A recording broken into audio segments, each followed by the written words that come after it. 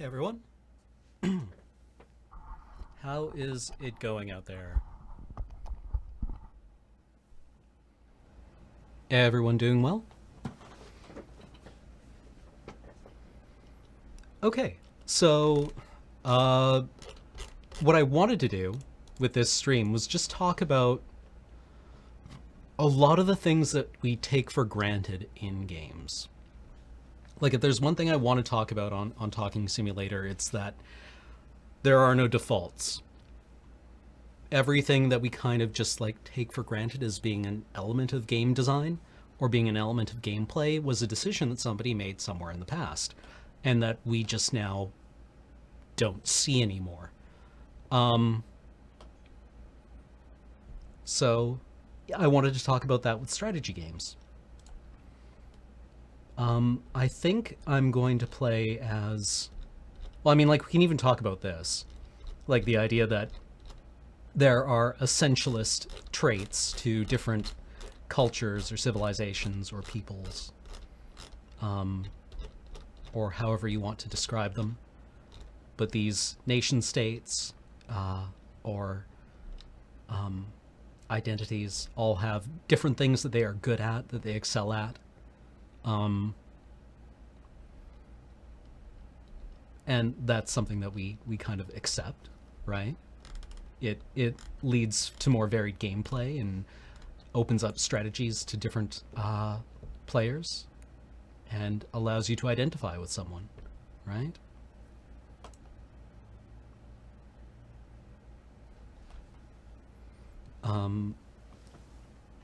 So, like, a lot of elements of strategy games are kind of like really antithetical to how states work in real life, right? Like, in this game, other civilizations are. Oh, wait, hold on. Are only ever adversaries, right? There is no meaningful collaboration with other, with your neighbor. Oh my god. What? Is the tearing showing up for you guys? Hey, Beach, what's up? Daily bar. If you put that in my face, I swear it's going back inside you.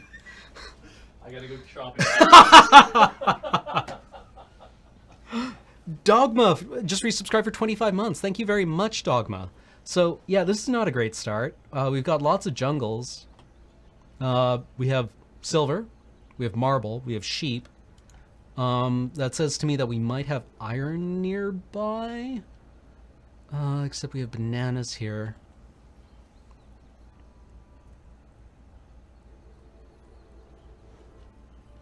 Well, let's give it a shot. I mean, we're not here to win. VSync is on. Maybe this...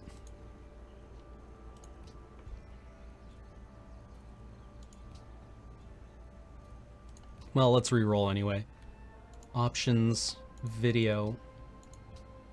Shouldn't you be at 60 hertz? Why are you at 59 hertz? Nirvana has resubscribed. Thank you very much. Alright, well, I guess we're just... Lol. Let's see what we can do with this game.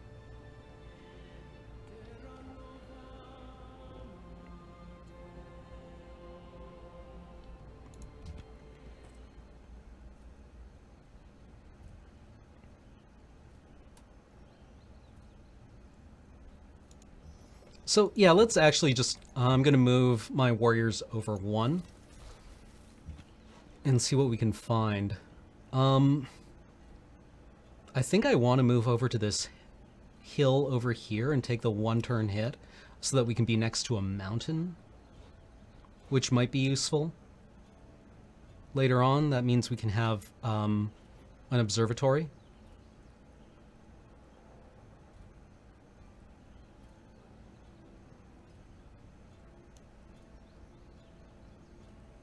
But yeah, we're going to have a slow start off the... well, there are... Looks like there's ocean over here.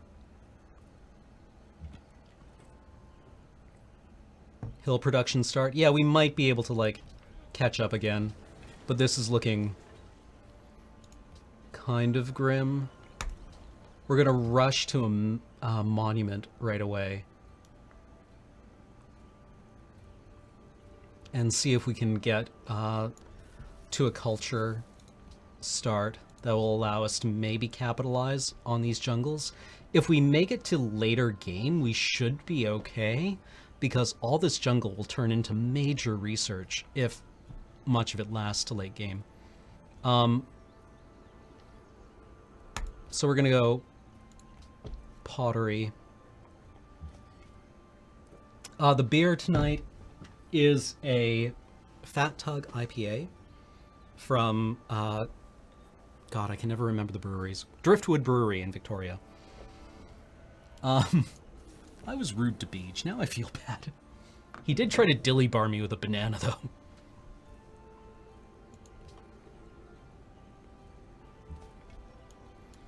Okay, so what do we take for granted in this, right? I don't even know anymore. Like, there's a great sentence, or a way of summing up the kind of invisibility of the default, which is that it's like trying to explain wet to a fish.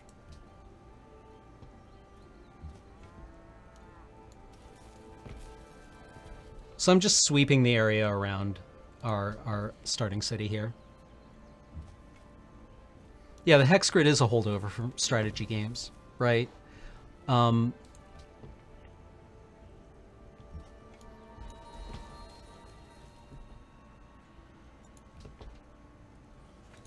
we'll put 2 turns into a scout, or 1 turn into a scout. But we should probably immediately flip over to a shrine. Although granary might be better. No, it's got to be shrine right away. I think on Emperor you have to push religion, otherwise you just will never make one.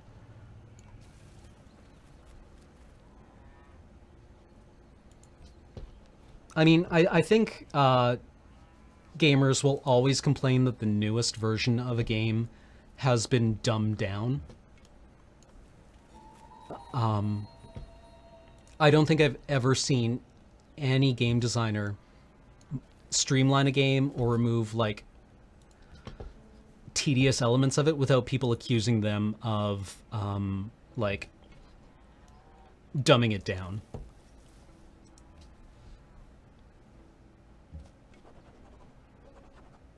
All right. So how do we want, like, we look at social policies in Civilization V and we see kind of like different bonuses that enable different strategies.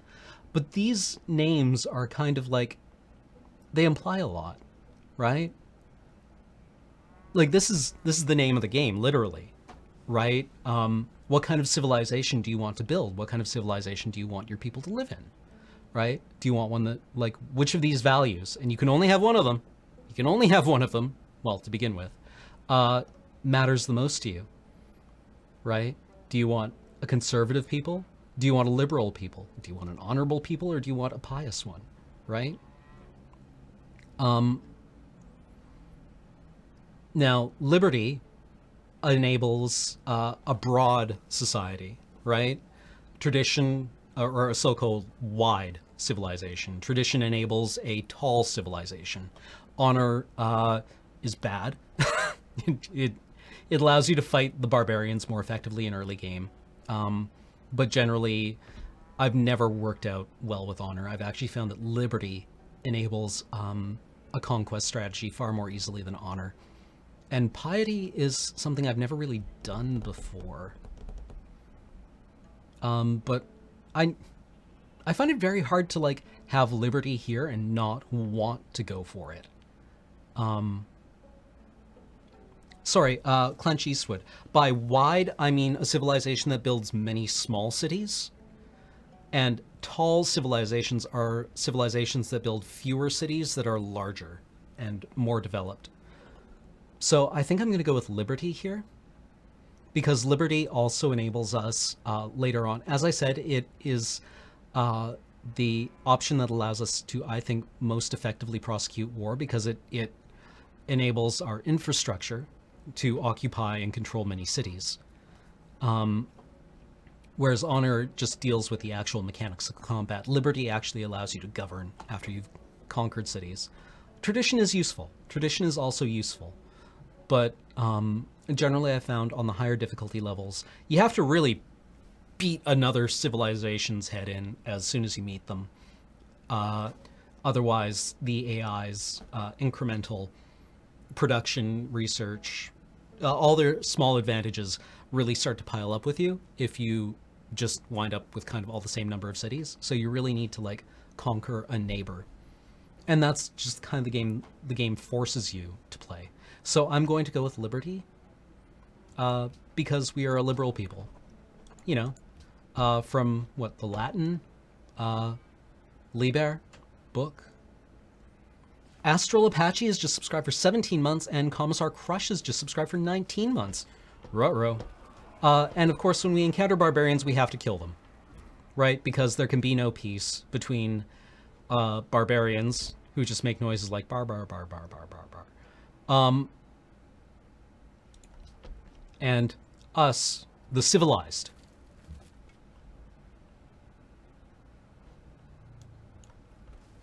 So we're going to withdraw. Eaten by Agru 1988 has resubscribed for 8 months, saying 8 months, woot. In 2 turns, we will have a shrine.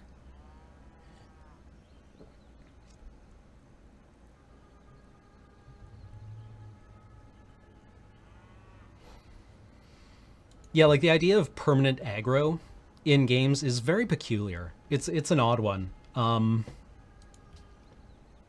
That states of war are permanent, or in this game can last thousands and thousands of years. Oh, the hell you say. Let's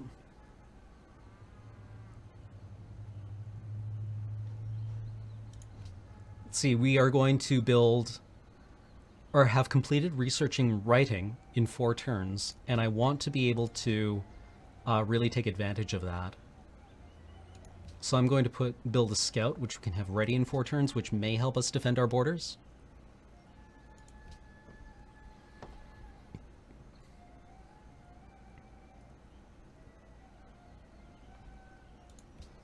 Because I think with Babylon, we really do need to rush Great Library. I mean, we don't need to rush it, but we take very good advantage of it, and the AI takes good advantage of it, and it's just very dangerous to leave it free.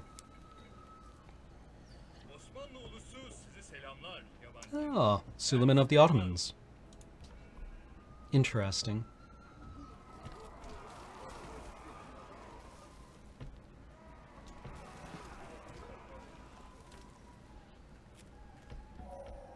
He who destroys a good... So I'm going to give them drill. At drill. I'm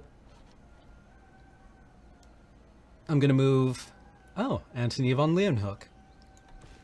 He basically invented microscopy. What next? Mining is probably quite handy with marble and silver nearby.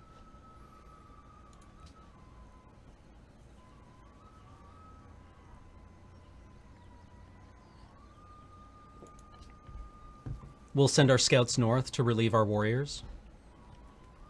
But right now, they're not being too effective at trying to attack us. And we're going to go Great Library and manage our citizens for production. 27 turns. 37 turns. 27 turns seems preferable. And we're going to send our scouts north to relieve our warriors.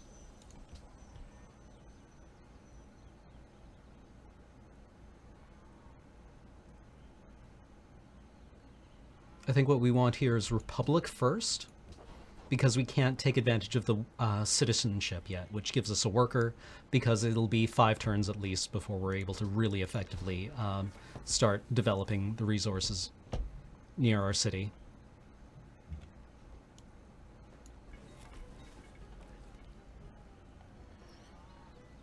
Solins 181, I have seen nothing of Civilization 6.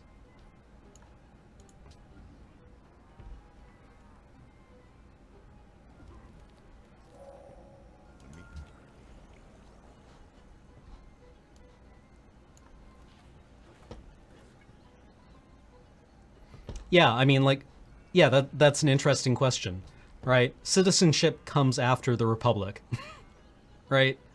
Shouldn't... I mean, these are just names, right? That somebody probably looked up and decided to associate with each of these trees.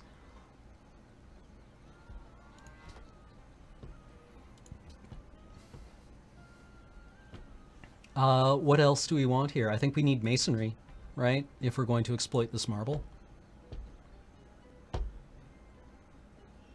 Somebody took Sacred Path.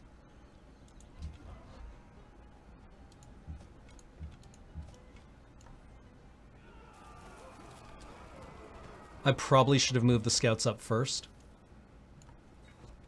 so that we got the, well, like, Civilization has never been a game that, has really, cared much for verisimilitude, right? And here the Ottomans are going to try to pick off this barbarian encampment.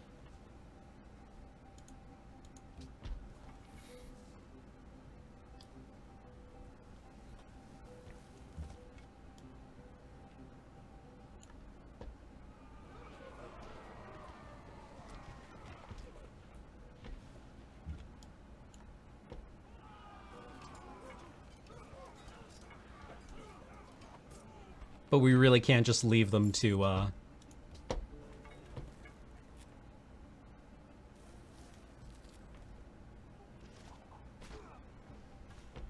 Oh, right. Sean Bean always dies. Jokes.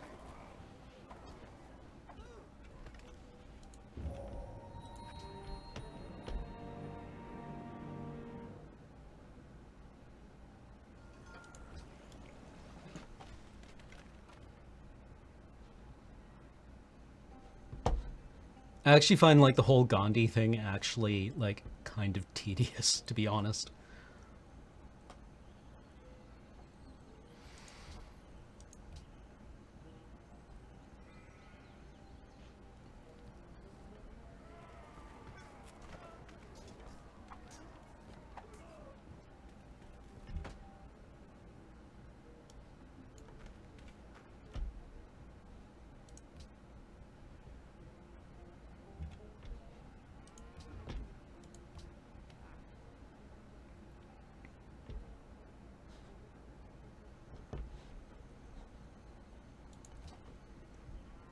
Yeah, let's accept embassies. That seems good.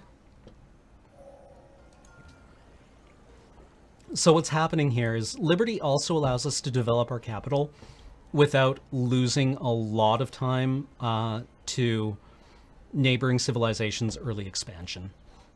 Okay, so we have iron over here. So what I'll probably do, because cities exert an area of influence that extends 3 hex tiles away from them. So at maximum size, Babylon will be able to control or extract resources from these tiles here.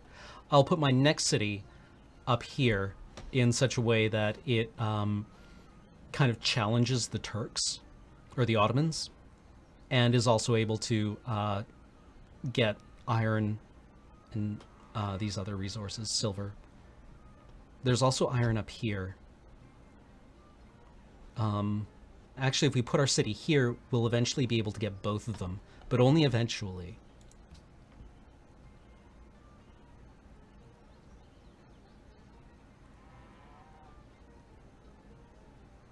Should have settled on the iron? Well, the iron isn't visible. We can't settle on the iron because we have no idea it's there until we exploit the or until we research the technology. So, yeah, I should have. But I can't if I don't know it exists.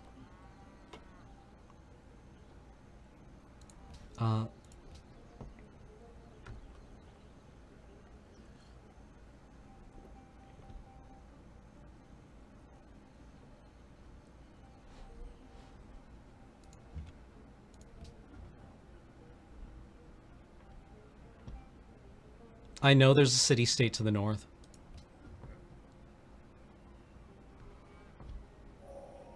Thou shalt not muzzle the ox when he treadeth out the corn.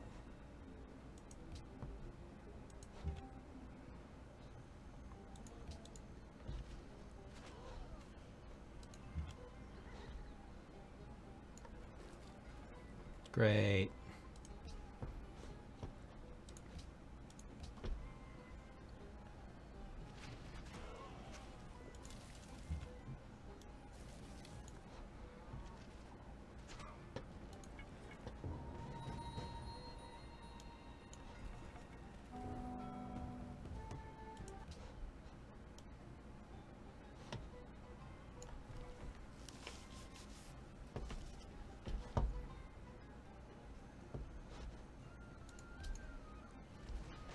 We're about to lose our academy. Because the barbarians always go for you. These barbarians will shoot at me instead of attacking the city-state.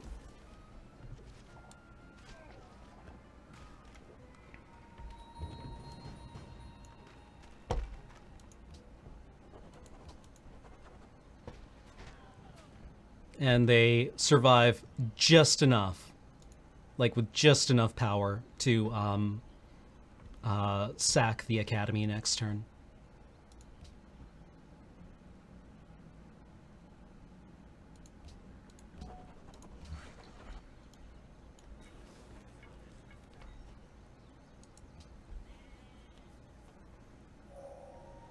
After the Yeah.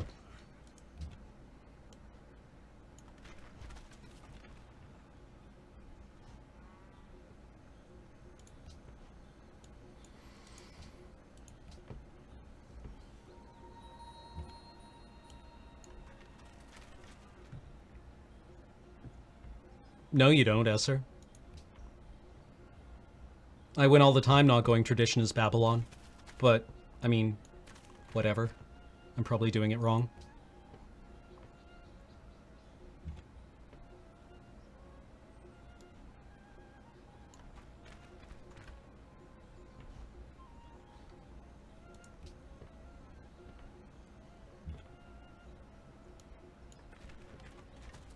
Found a Pantheon. Finally got there. So what I'd like to get is something that gives additional faith from relevant tiles. So we have iron, but we don't have copper or salt nearby. We don't have access to wine or incense. We don't have natural wonders. We do have silver. I think quarries might be it, though. We really need to be able to develop our faith quickly. Desert, yeah.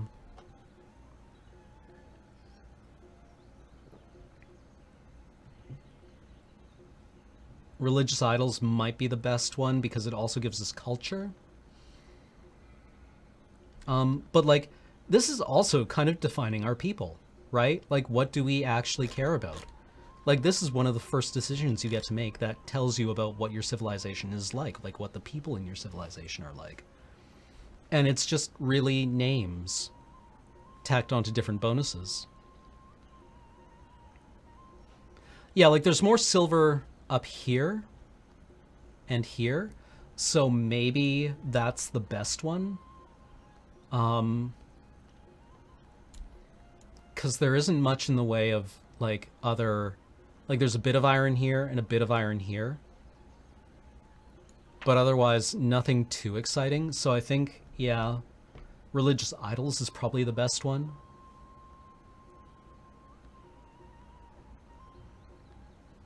I mean, And I say that, but I mean, that's not really true either, right? Because our civilization is already showing signs of personality, right? Like, the first thing that we built, well, we built a monument of some kind. Who knows what it is or what it's for?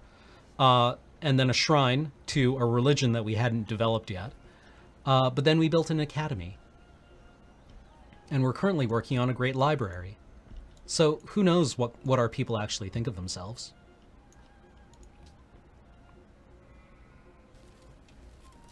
Oh, fuck off.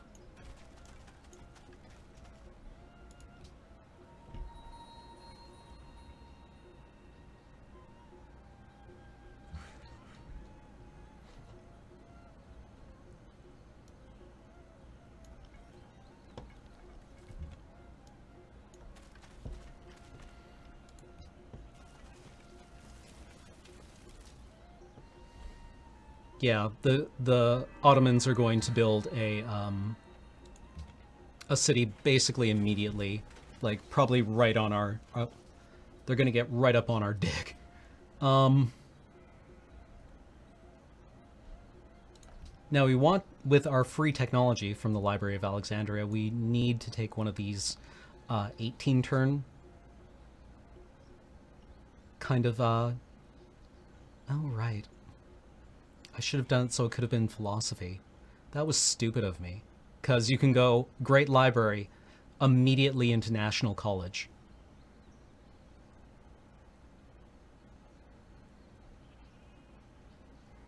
But let's do drama and poetry. He said arbitrarily.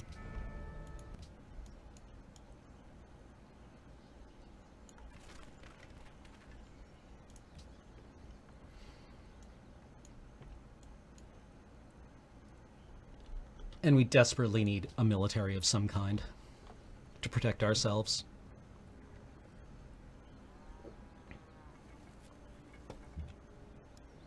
Babylon does all right protecting itself early on with its art or bowmen. We can guarantee that these barbarians will never attack.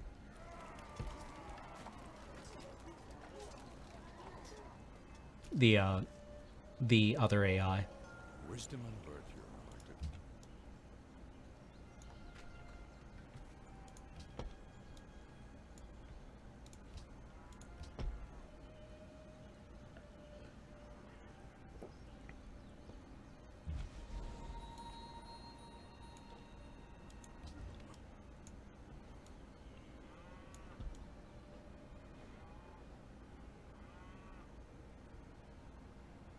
Like, I would like to place our city maybe up here, where we can get this silver and the cotton and the iron and this silver, right? All while also having an easy access to trade with Mogadishu.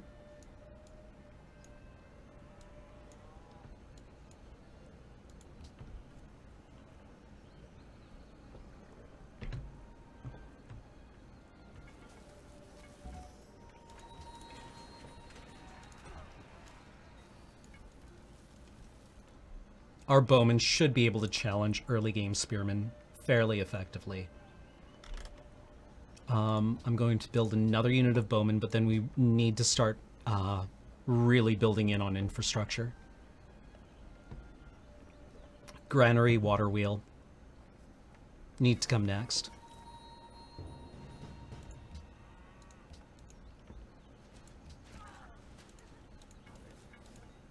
Because right now our city is not growing. I was trying to click on them to give them orders, but hey, you know, whatevs. Okay, Aradine is right here. Which means we can actually plunk a city down more aggressively. We could put a city even here. That'll piss off Suleiman, but really we're pretty much locked into conflict with Suleiman at this point.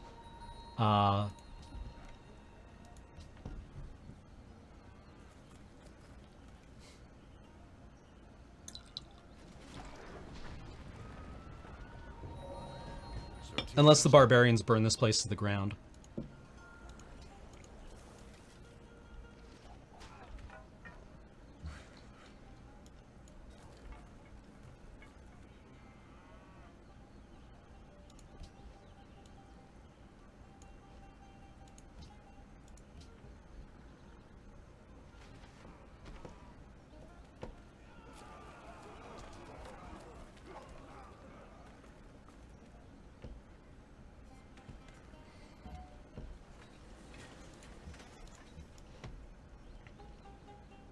1, 2, 3. We can put them right here. It's not a great spot for a city, but, I mean, we can worry about that in the future.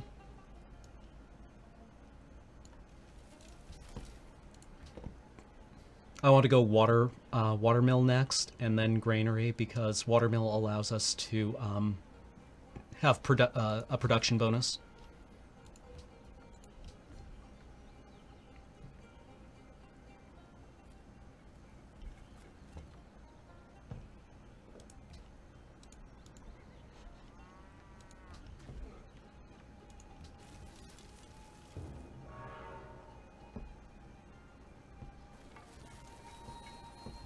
Naturally.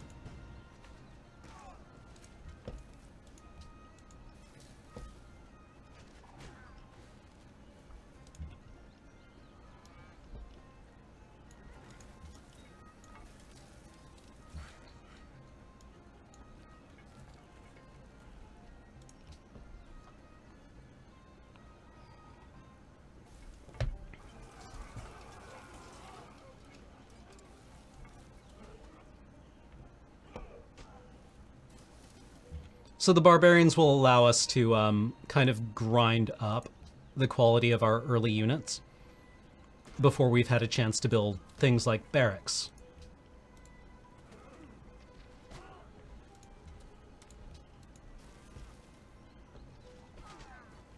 With the honor tree, we can get a little more mileage out of that.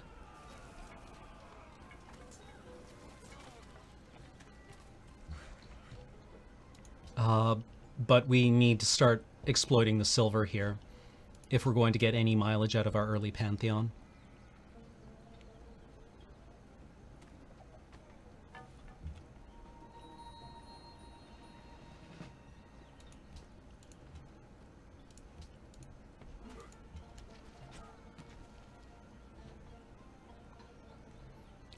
We should really bump off this barbarian encampment, because it's going to cause us trouble.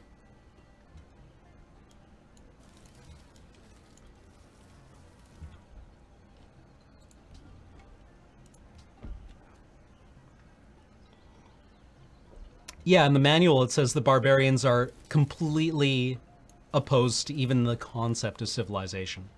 That they are, like, inherently your enemies. That they cannot ever become anything other than your enemies. Except if you're Germany, in which case you can convert them, I think. So yeah, we're going to put our city here, and then move up our scouts to protect it. You're shitting me.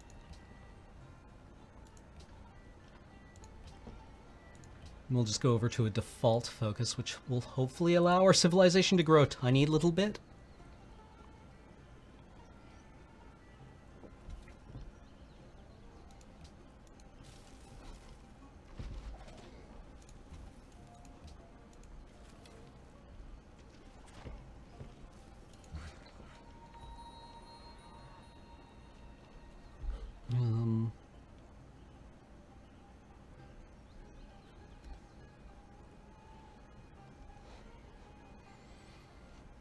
Yeah, I guess that's it, right? Like, religions convert heathens?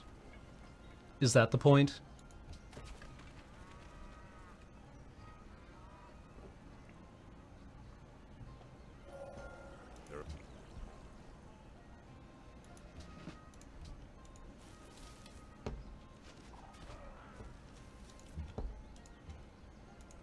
The problem with converting barbarians is that you need to fight the barbarians to do it. Which means you're already kind of investing in the idea of, like, a large military. And the barbarians aren't very good. They just aren't very good. They aren't good. I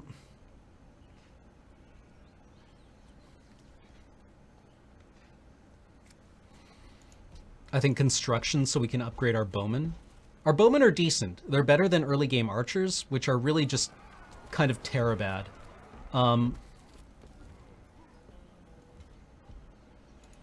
So I'm going to see if I can... Nope. We're going to let whoever that was attack the barbarians again.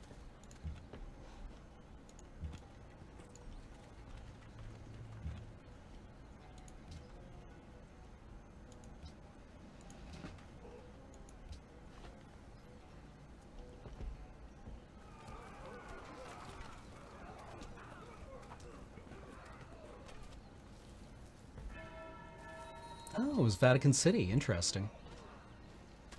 But yeah, like the game assumes that states are kind of the only way to conduct or to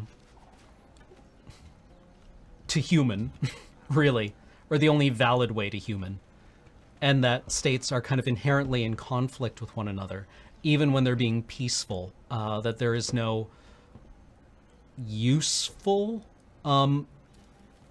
like collaboration between them.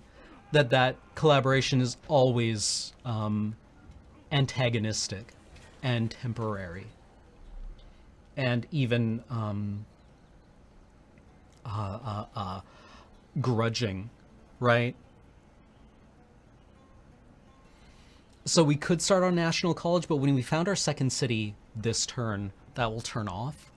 So what I want to do is do something that will allow us to continue to. I think what we need is a temple, so that we can build up our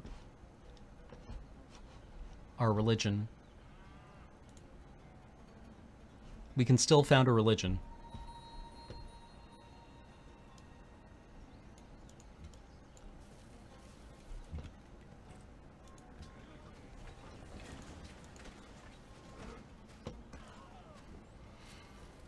Yeah, like we will never actually be useful friends with the Ottoman. Like never, never in a million years. We can collaborate against common enemies, but we can never actually like functionally ally.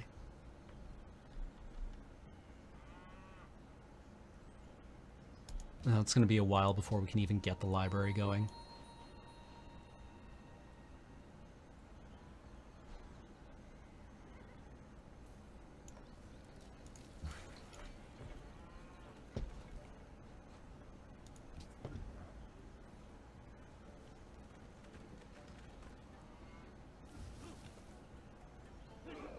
And again, instead of going for the kill on the other unit, they will always attack you.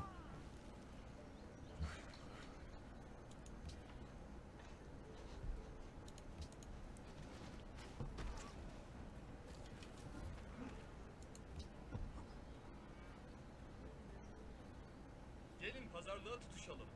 Hoşunuza gider mi? Sure. Sure, let's be friendly. They actually attacked the city-state unit. I'm surprised.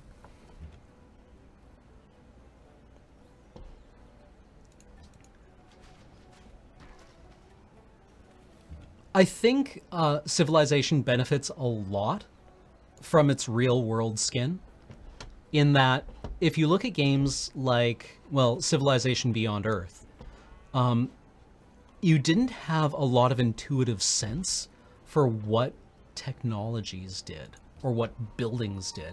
Whereas you can look at things like a granary or a library or city walls and have a pretty good idea of what they're supposed to do. But in like Beyond Earth, I didn't know what, I don't know, any of the buildings did. It's been years since I've actually played that game. But I didn't have a context for it to exist in. One of the things that I thought Alpha Centauri did very well was it fed you a lot of information about what your technologies and what your units did and what your buildings did in a way that kind of made sense, right? Because it used a lot of like contemporary knowledge that we as players have in order to explain what things did. Like there would be a quote from one of the civilization leaders, or more usefully, there might be a quote or a passage from a book or a poem or a political treatise that we know about and that makes sense to us to contextualize those things, which I really appreciated. We're going to hunker down here for another turn until the scouts can just bump off these archers.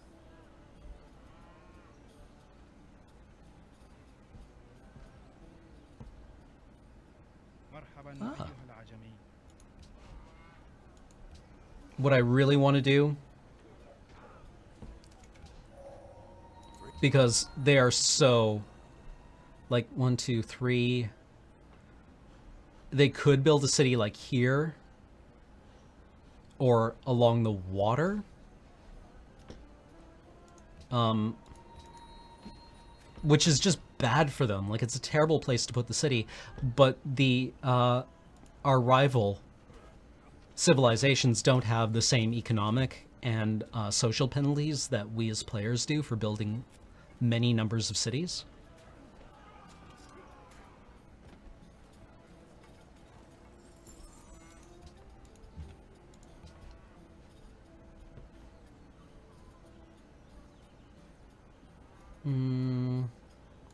Should probably go ironworking. We have access to iron. We should make use of it.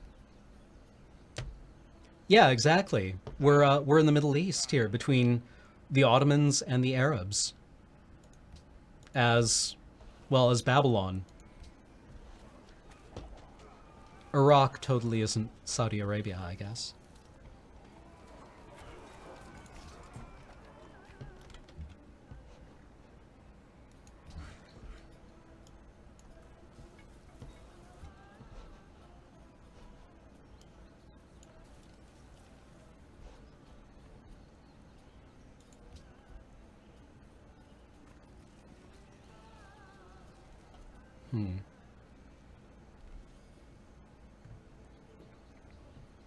Oh yeah, I loved Miriam. Miriam Godwinson in Alpha Centauri, like, it's very easy early on in the game to be like, oh, she's just this crazy Bible thumper. And you realize she actually embodies a very kind of, like, empathetic and relatable kind of Christianity. And a lot of her ethical concerns about the things that you are doing in that game are really valid things. Like, Miriam asks a lot of hard questions that the other leaders don't, and I think it's because she has a perspective that the other leaders don't have, where she thinks about concerns of the spirit. Like, what she has a lot of moral problems with the things that you do.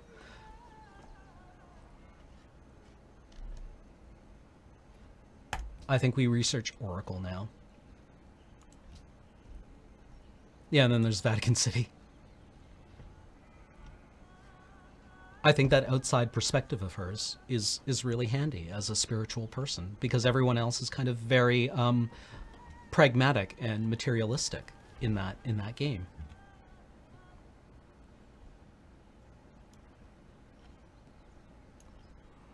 I think we can just chisel away at these barbarians, because we're on a hill here with good defensive bonuses as scouts.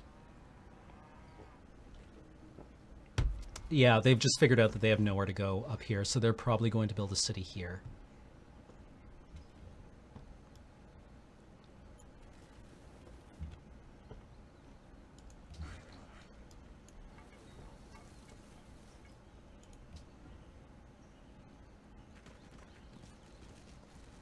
Yeah, Chairman Yang also brings up interesting points about, well, like, he's a utilitarian, right? Like, his question about gene jacks, right? Which are essentially these genetically bred slave laborers that you can make. And he's like, you can't, these people aren't slaves. They don't have free will. They have been engineered to be the perfect laborer. They don't feel pain. They don't care about their wages. You can't enslave someone who can't, he says something like, you can't enslave someone who doesn't fear the lash.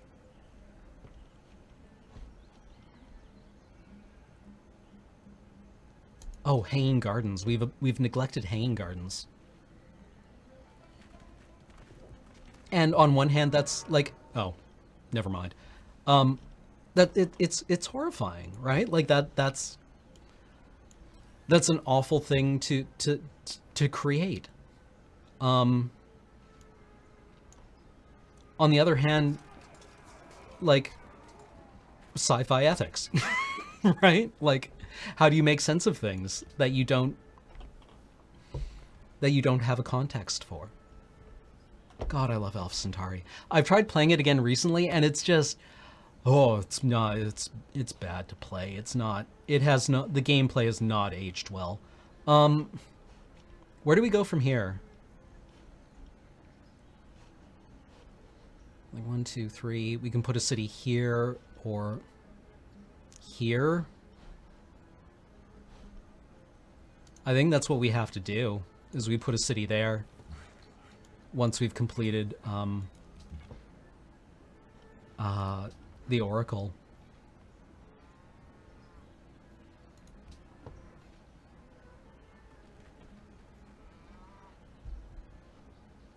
They're not biological machines. Gene jacks are people who have been engineered to not feel pain in a way that's compatible with forced labor. Right? But like, I really enjoyed Alpha Centauri for kind of expanding on Einstein's thesis that like, look, we are capable of building nuclear weapons, right? We cannot walk away from that, right? They've been invented. We can't uninvent them. So we have to be able to deal with the fact that we can just decide to end life on Earth, right? That's not something that we can just be like, well, we'll ignore it. We have to come up with an ethical framework in which we have tools to deal with this, right? Like, what if you could build people who didn't feel pain, right? Who didn't really mind being enslaved, right? How do you, what do you do, right?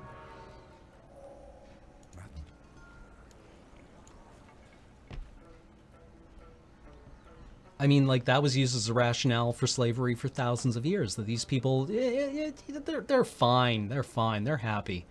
Don't even worry about them, right?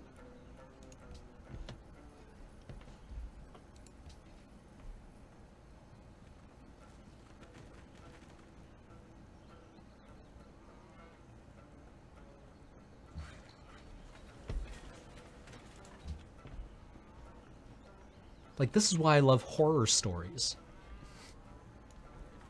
That kind of shit is just like, that's a horror trope. I think we go Watermill Library.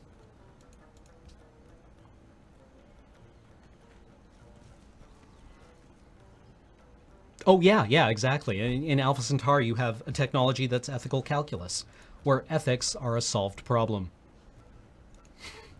Right?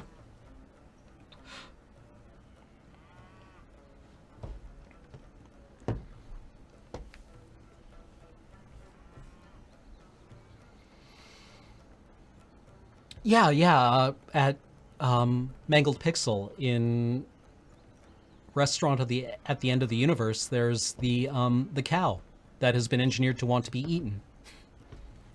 And he's like making suggestions about wine pairings to go with, you know, like steak or roast or rump. And he's like, "Oh yes, it's very good today. You should. I hope you enjoy eating me." And Arthur's like, "This is off. This is the worst thing I've ever encountered. Like, my planet was recently demolished by space monsters, and I have problems here." And the restaurateurs and everyone else is like, "What? You eat things that don't want to be eaten all the time. Now you have something that wants to be eaten, and you're upset." Everyone's like, "What the hell is wrong with you, man?"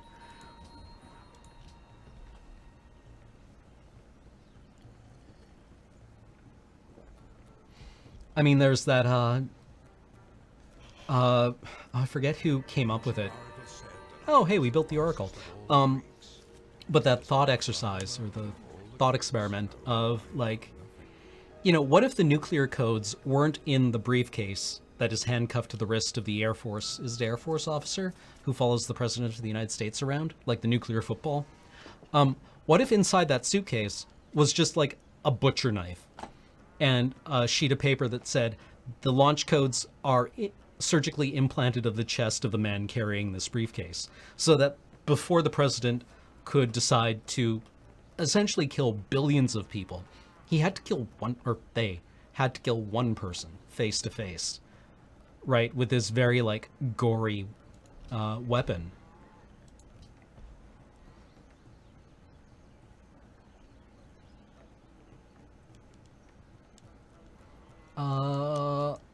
Yeah. There we go. So we're almost, we've almost completed Liberty Tree here, which comes with a special bonus, because that's what happens in real life when you complete a social policy tree.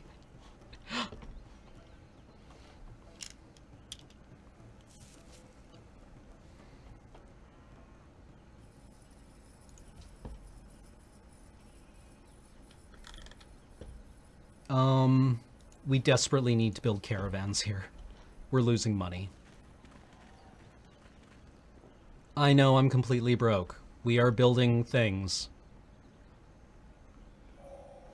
Instrumental or mechanical? Yeah, people were like, you can't do that. The president might never pull the trigger. Like, that's the point.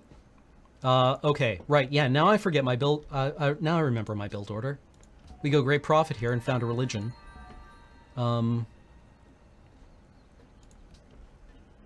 And then we build, atheism. And we take the sweet-ass Zoroastrianism Firebird. Or the Shinto Gate is kind of cool. The Taoist Yin Yang. I mean, I've dated girls with this tattoo. The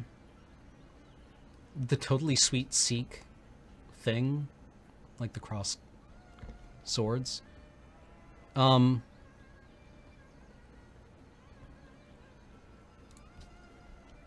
Like, who has the sweetest symbol here?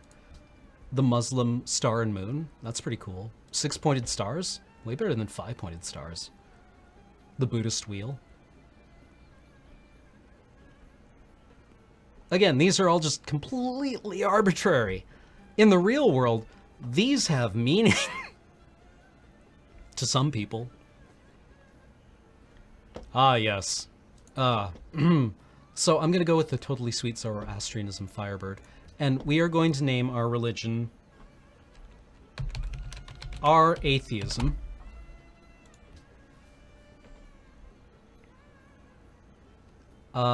With the founder belief, do we have anything good left over?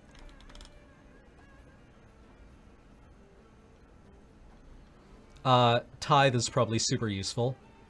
Yes. And lo, on that day did he found atheism, r/atheism, with tithe, thus symbolizing the bitcoins, which we mined,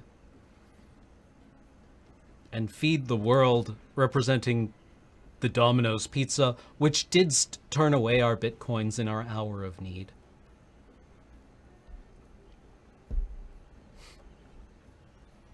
There we go. There we go. There it is. Shrines and temples for enhanced growth.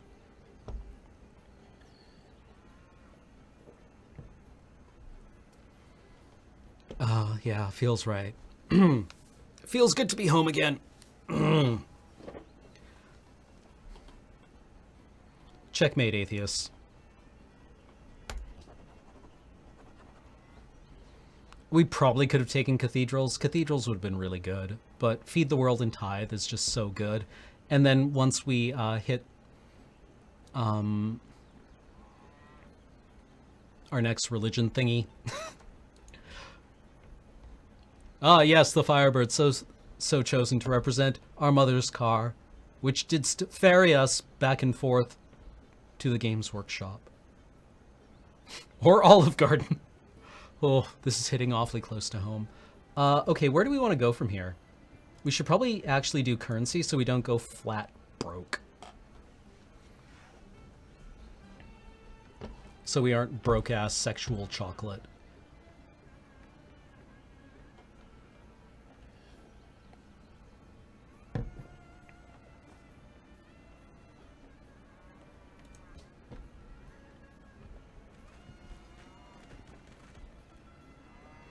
Pencil stroke, we're gonna see how things shake out. I actually find the military victories super tedious. Like, super tedious.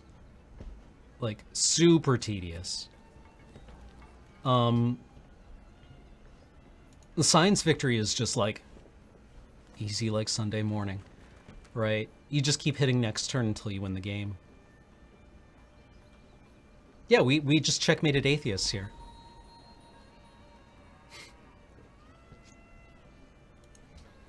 I feel that the Firebird doth representeth our mother's car, which didst ferry us to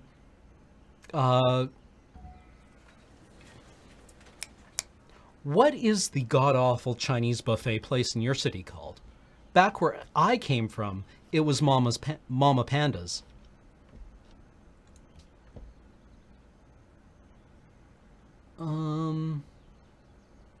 Oh, if we send it to Ankara, we can put pressure on the Turks? Make less money than sending it to Mecca. But we can actually start... Maybe we can convert the Turks early? Or the Ottomans, excuse me. Panda Express, Mandarin, Garden Buffet. Yeah, there's like... I'm sure there's an algorithm for Chinese buffets where you basically like roll D100 and it's like, your Chinese place shall be named the Jade Dragon, and you convert like consult a table.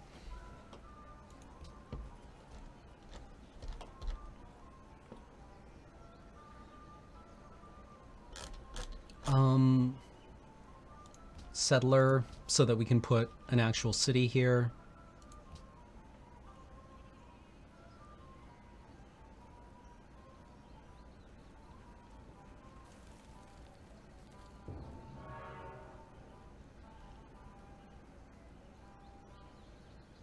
Yeah, Markov Chinese food. I mean, they're good. If you want to get bright red pork nuggets, you know, it's the best place in town. It's awesome, right? Like, you know the shit I'm talking about, right? Like, you go there and you eat 12 plates of Chinese food and you're like, I ate too many pizza, but it's not bad for $12.95.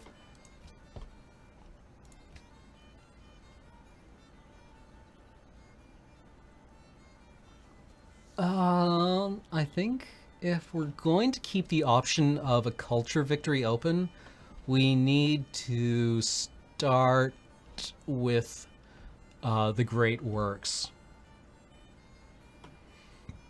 And that means guilds. It's not bad for $12.95, then you shit your pants. That's very true, Jordan. Vorox, that was totally an Invader Zim reference.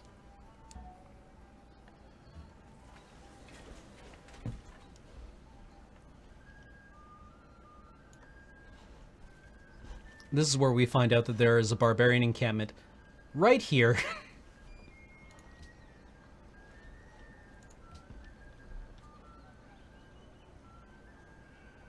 We need to keep growing, so I'm going to build an aqueduct next.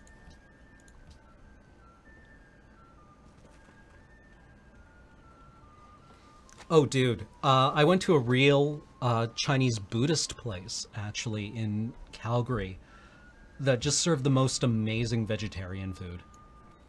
There's also an excellent Taoist Chinese place in downtown Victoria called Lotus Pond.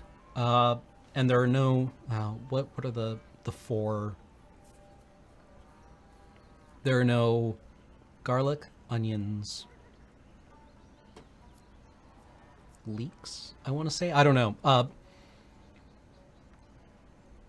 No. The Buddhist place in Calgary is right near Chinook Center Mall.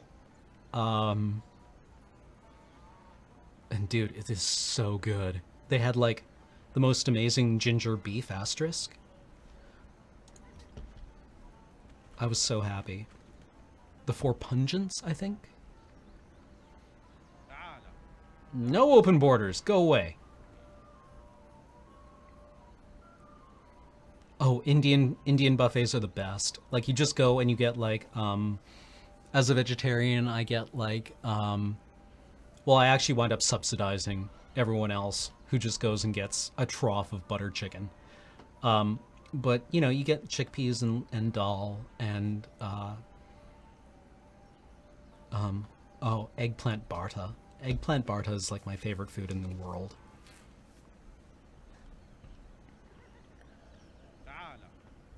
Yeah, chana masala.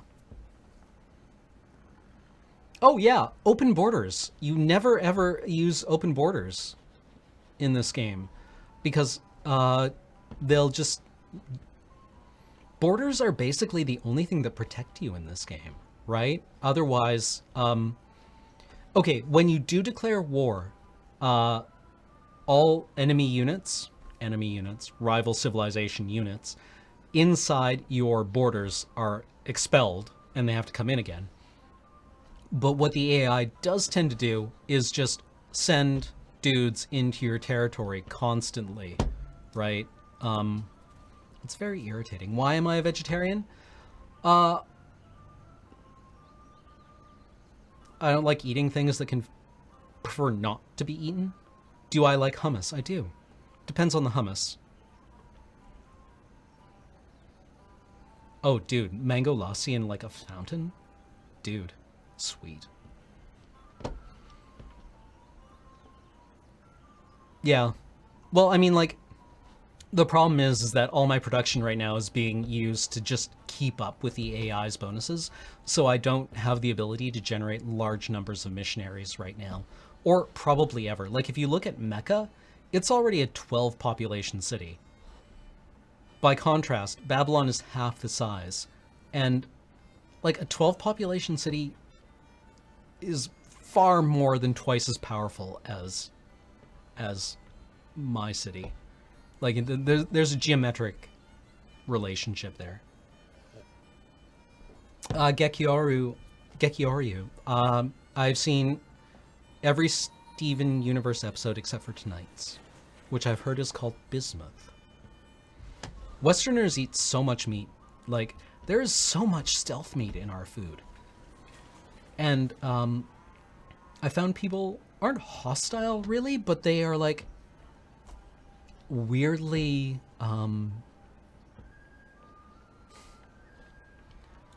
Westerners, like, or North Americans, I guess, really seem to have this identity tied up with eating meat, and eating large amounts of meat. Stealth meat. There's meat in a lot of things that people don't really pay a lot of attention to. Gelatin is a meat product. Like, people put bacon in a lot of things for no reason. Yeah, to be fair, like, this is a shit opening setup for us, so there's not, like, we can't just build farms here, right? Like, it's all hills. Oh, there's a jungle tile. Or just a plains tile.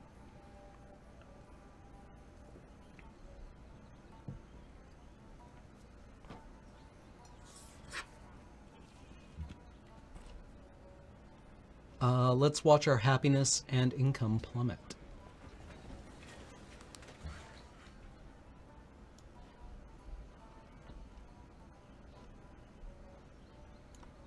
But Akkad is growing nicely.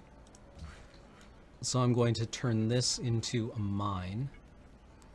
I find bacon actually quite boring. Bacon I don't miss at all because bacon's flavor is quite easy to replicate with other things. Like, it's basically just like smoky and fatty. That isn't really that difficult to do. The things that I miss are things that have very unique flavors like lamb.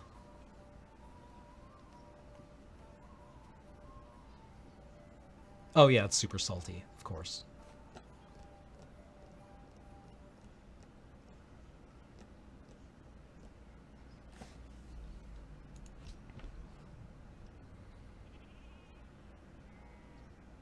But, like, I don't know. I mean, I'll be at somebody's place and they'll be frying up, like... yeah, I don't see us putting another city near here anytime at all.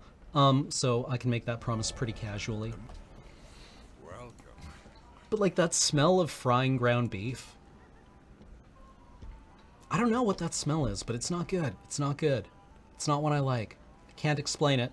Don't know what it is, but it's bad.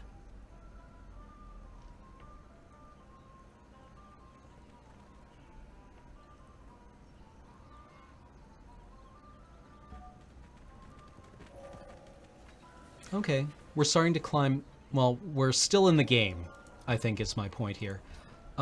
Choose production. We're going to need a worker, and then we're going to build more infrastructure.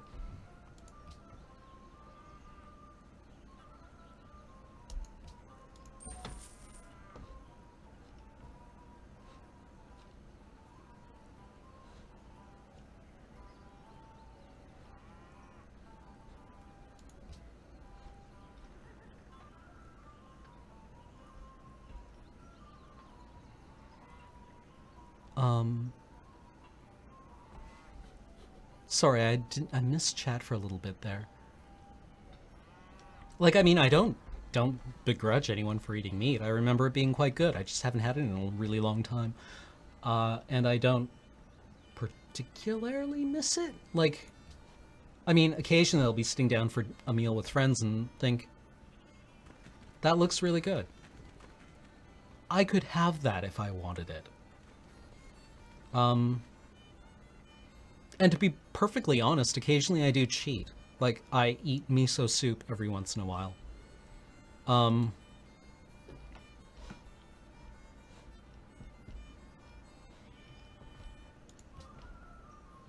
eat miso soup.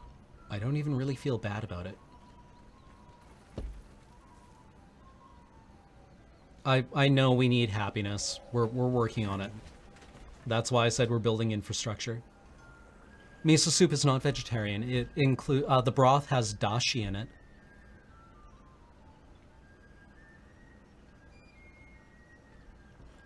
Which is just like dried fish debris.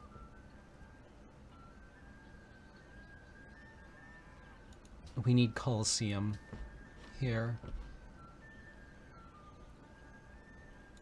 What are we looking at? We need education. Let's just click on education. Like, the tech in this game used to be, actually, we want physics. I lied. We really need Notre Dame. Notre Dame is such a ludicrously good technology, or wonder of the world, that I find it difficult to win the game without it. Also, you get Trebuchets, which are also just a ludicrously good unit. Yeah, no, miso soup is made with a fish broth. And I eat it occasionally, and I don't really feel terrible about it, because fish don't even have necks. How can they feel pain without necks? They can't turn around and say, don't eat me, bro. Anyway, in vanilla, you could just, like, open this menu and press the dynamite button. You just click on dynamite, and you ignore this screen for the rest of the game. And eventually you get the units that you get the units that allow you to win the game.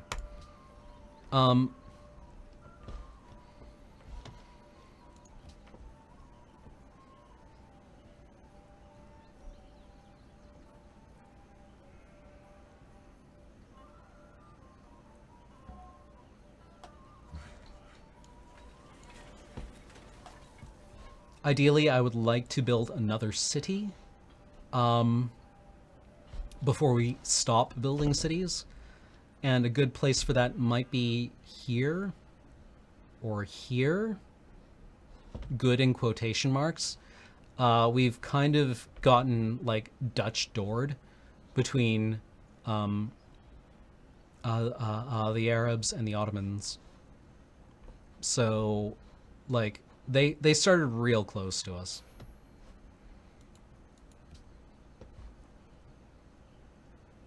Yeah, like, none of these places are terribly attractive. Maybe if there were ocean resources here. But, to be perfectly honest, this reeks to me... this series of tiles over here reeks to me of oil. Just the fact that there's nothing here right now. I'm willing to bet that once we discover ocean oil resources, we'll see 1 or 2 tiles pop up here. I mean, I'm not exactly willing to bet on it, but yeah, it feels like it to me.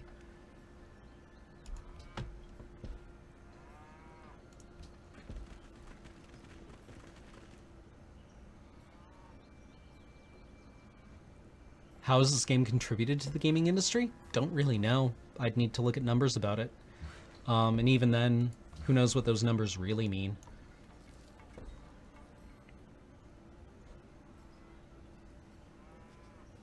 What do I like about Steven Universe?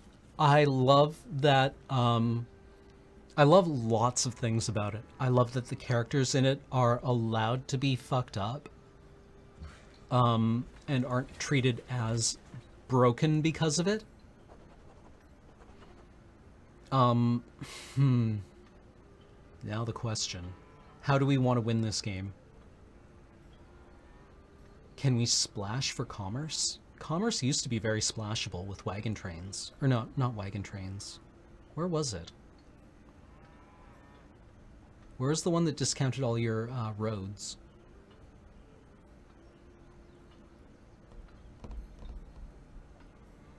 There was a social policy that discounted all your roads. But we aren't building many coastal cities for exploration. And we aren't actually making much money.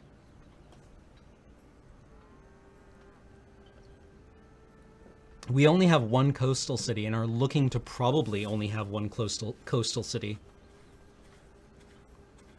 So maybe we go aesthetics? Wise Drachenjäger, my favorite culture novel is Look to Windward. I don't know if it's the best one, but it's definitely my favorite.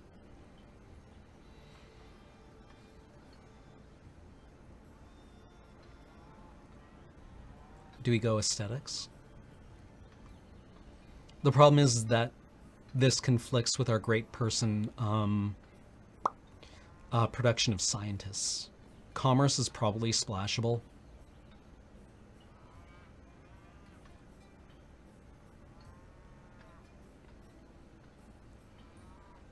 Like, we can also get wagon trains, which is just useful. Yeah, Look to Windward is the one that Ian M. Banks wrote about the fallout of the Adiran War. And,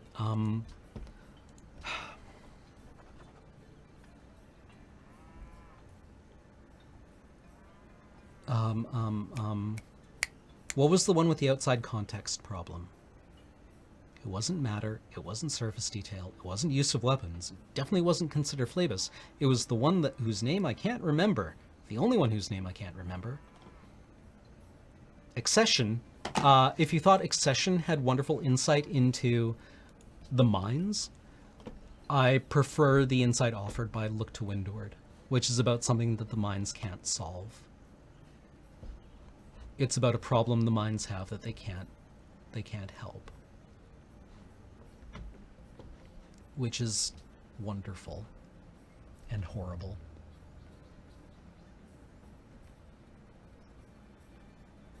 And very sad. But honest. What do we want here? A granary would help us with our terrible growth. What culture novel would I suggest someone start with, Comrade Barrack? Use of Weapons is a very good book. Player of Games is also very good. I read them in order, which meant that I started with Consider Phlebas, and Ian M. Banks got better at writing books as he went along. Consider Phlebas is his first culture novel, and it might be the hardest to read. But what that meant was that I could look at his better novels without having to be like, wait, what the hell is this thing? This thing that he talks about here? What's a drone? What's a mind? What's an orbital? What is a general systems vehicle? I don't know what any of these things mean, and I don't know how well he explains that because I read the primer first. Where is this? Oh god, it's way over there. We are never going to be able to attack that.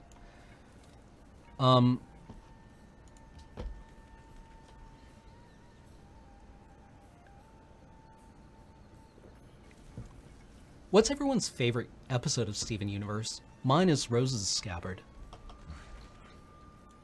Because it's Pearl being incredibly fucked up. Like, Pearl is just incredibly fucked up.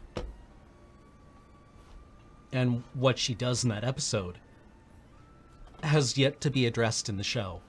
But she does something in that episode that's, like, actually really horrible. And it's never been addressed. Steven just, like, completely blanks on it. I'm not even sure he understood what she did. And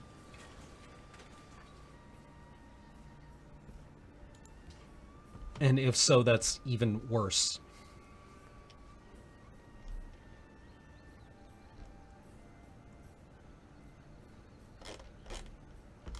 I think we just have to build our fourth city in some place that's really not great.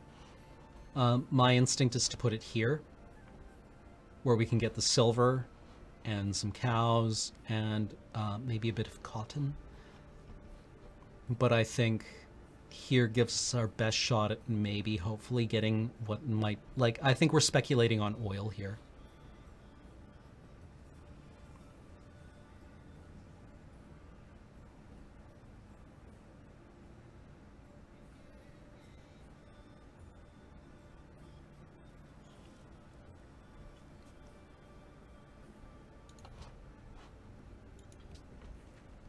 I have not read any Discworld novels, actually.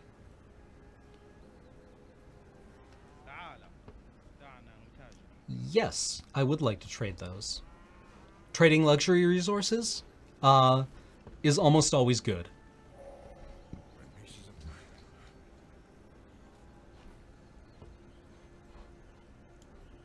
All right, now comes the great improving of resources.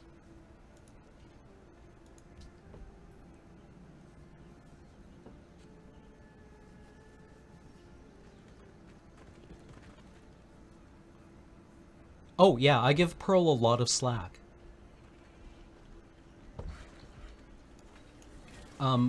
Pearl has no context for what she's going through. I really think we need to buy that tile, otherwise... That's probably wrong. Who knows, really? Who knows?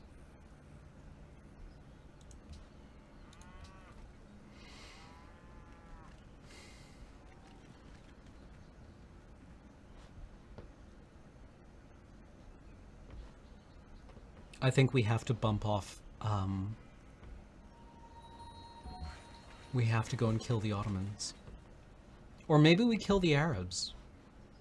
Either way, we're being forced basically into killing someone here. Mecca might, the Arabs might just be the softer target, right? We can go after their capital immediately, which is presenting as a rival for having a religion, or being a holy city in competition with our holy city. It might be correct to just try to bump off the Arabs here.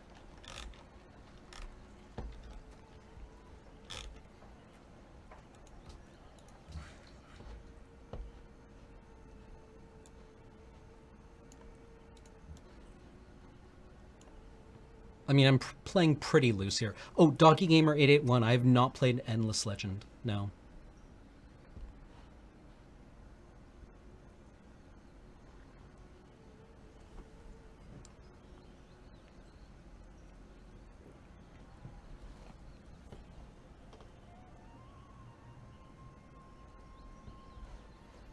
Like the lyrics in the Pearl's song, Pearl and Connie's song in Sworn to the Sword, have a double meaning, right? Like, Pearl is singing, you know, it's it starts with balance.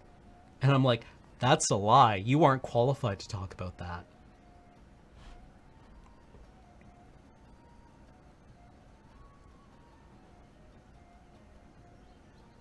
How did we only wind up with one follower for our religion? We were sending a caravan there forever.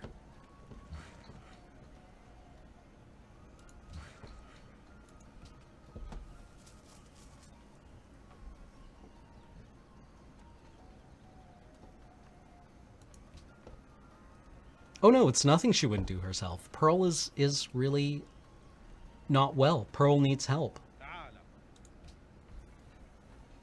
And she's gone, like, a long time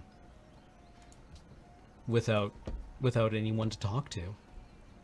Right? Like, I think one of the things that comes across in Steven Universe is that the gems don't understand each other terribly well.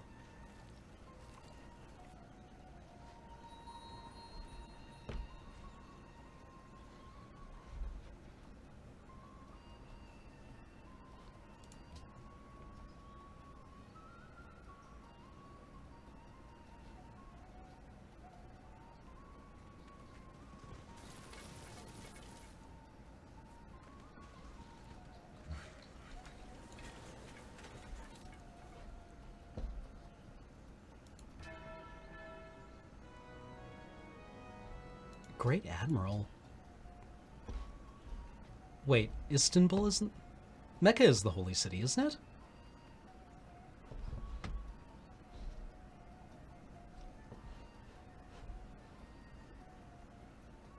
Holy shit, it is too. I've been playing this game entirely wrong. Oh, wow. Thank you for pointing that out to me. That was really sloppy.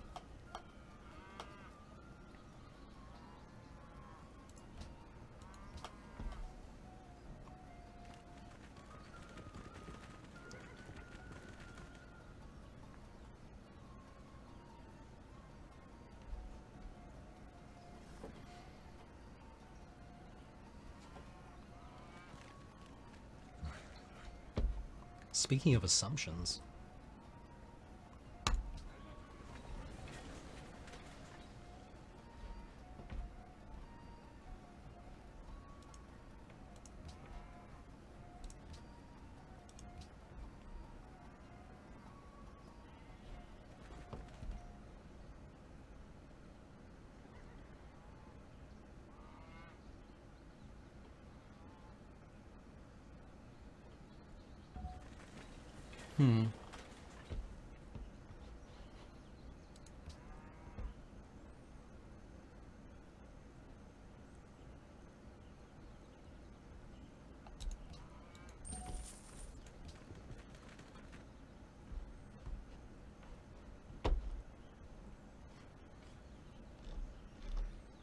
Here's the thing.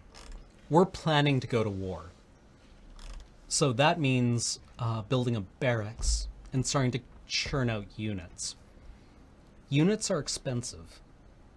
So the first step in going to war is safeguarding our economy, which means building a market.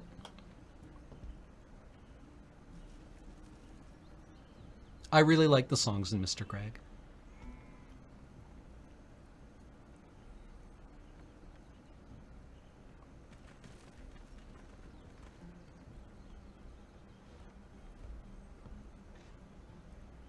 Like, it's over, isn't it? Is just very sad, right? And it starts off the reconciliation between Pearl and Greg, where they can think of each other as something other than rivals for Rose's affection.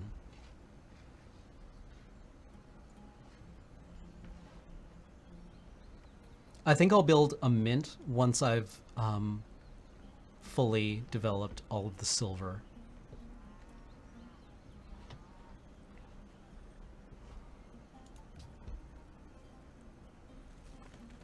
Why did I choose the faction I chose? Good question. I'm most familiar with playing Babylon. That's probably why.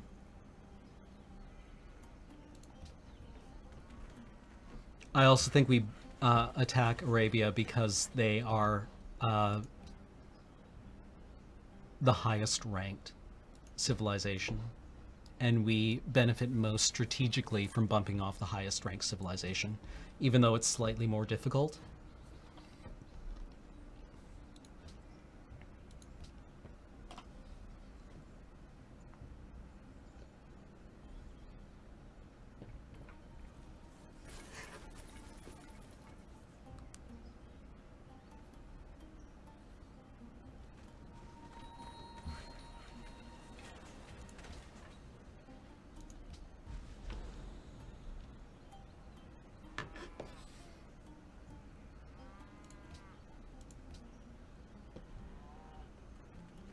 Oh, I have no real idea who the Babylonians were.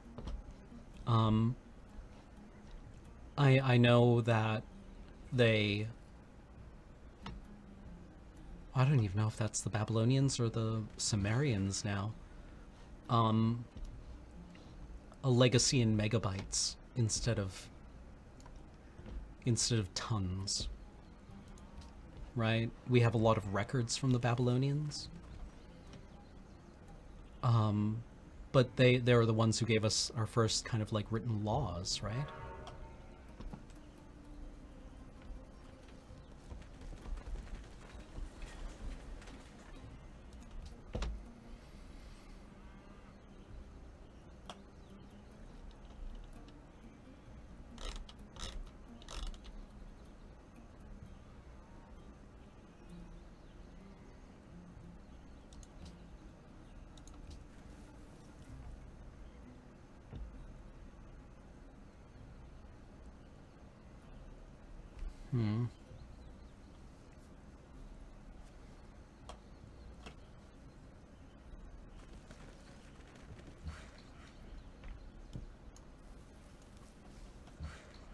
Alright, so next turn we will have discovered physics, which means we can start on Notre Dame, which is arguably the most powerful wonder in the game, or was the most powerful wonder in the game. Vorox4 has subscribed for 11 months. Thank you very much, Vorox4, saying, and lo, the Cam did stream Civ 5, and it was good. And by his very presence, many of those around him did receive a temporary +10 modifier to being dignified into esoteric sci-fi novel knowledge. And references were made, shows discussed, and 'twas good. Truth.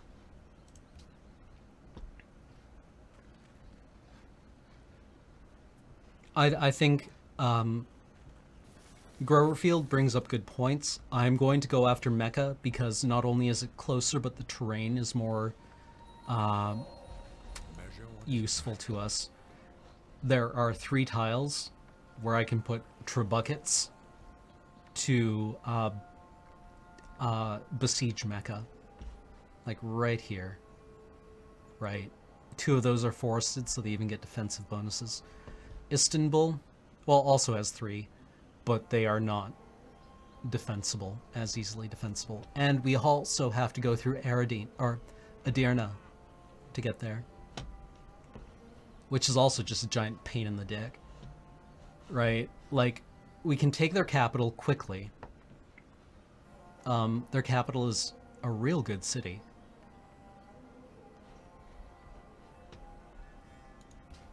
We should be golden after that.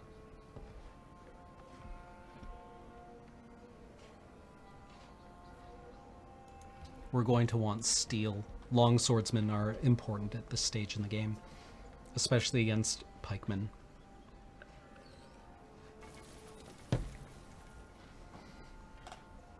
Canada's leader would probably... Oh god, I don't know.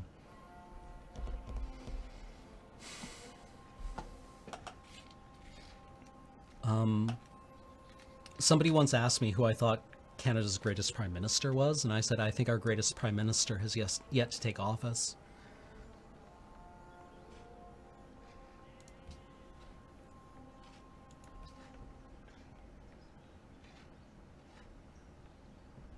Gelin pazarlığa tutuşalım. Our civilization bonus, though, would probably be called peace, order, and good governance. What you guys doing? Are you gonna declare war on us first? That would be silly.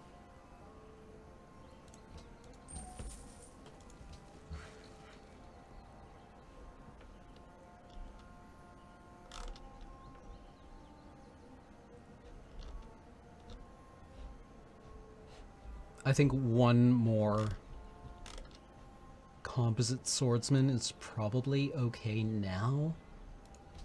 Or composite bowman. Composite swordsman. Durr. I'm gonna put the walls here because it looks like we might be starting to get some pressure from Arabia. Peace, order, good governance? Who knows? I'm going to upgrade our bowman just to upgrade our overall military score because right now the Arabia might be looking at us and like just numerically and thinking, well, their military is like 20. And if I upgrade both of these, maybe it bumps up to like 30 and they're like, oh, well,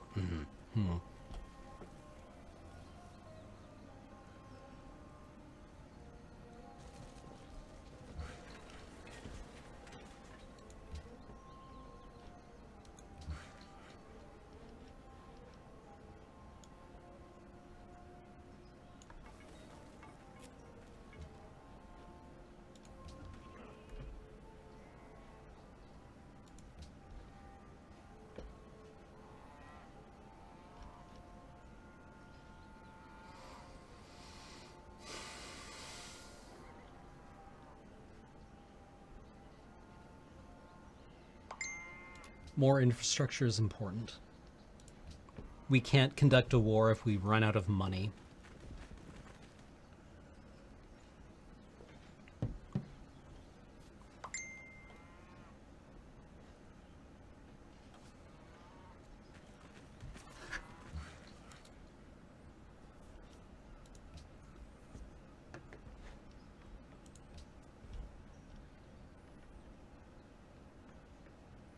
I'm honestly tempted to clear away these two forest tiles.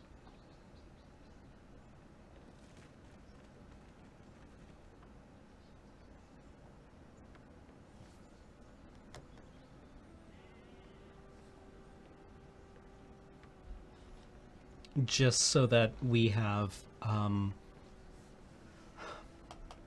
so that any units that do attack us don't get the defensive bonuses for them, and our bowmen can shoot through them into these tiles.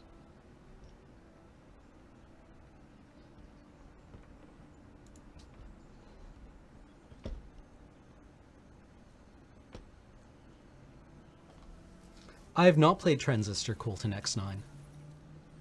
Hold on. Just wait a second. Hold up, hold up. Something is happening.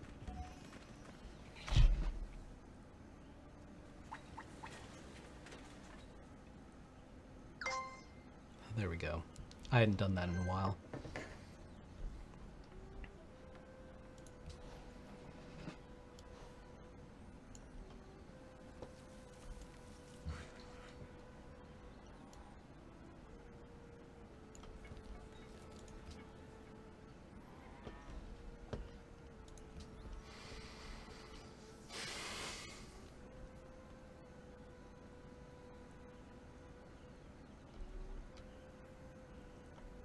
We need to start on Notre Dame if we're going to build it at all.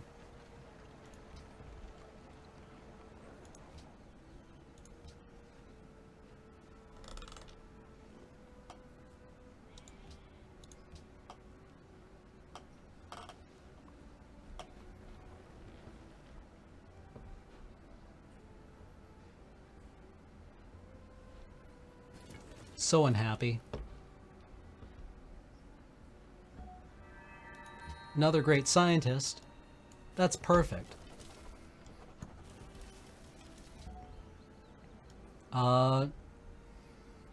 Lomonosov. Mikhail Lomonosov. Help me out here, guys. Who was Lomonosov and what was he famous for?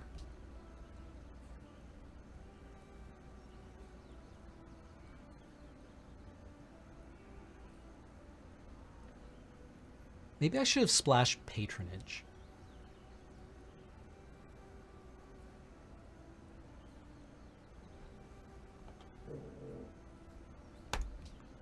Wagon train seems quite important to us, economically.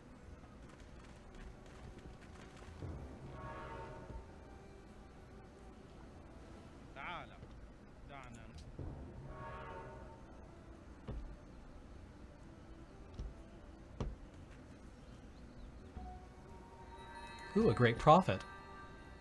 Let's enhance our religion. Religion enhanced.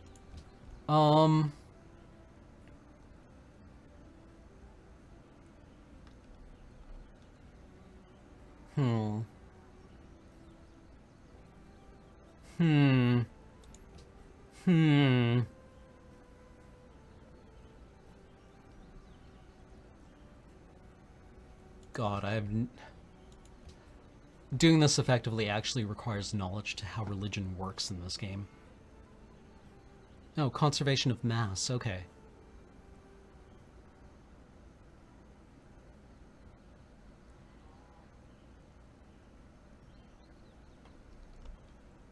I mean, like, religious texts and itinerant preachers both seem useful. Second follower belief, we don't have access to, like, pagodas or mosques or cathedrals. So, really, we actually now have to make decisions about how we're going to play this game. Swords into Plowshares is good.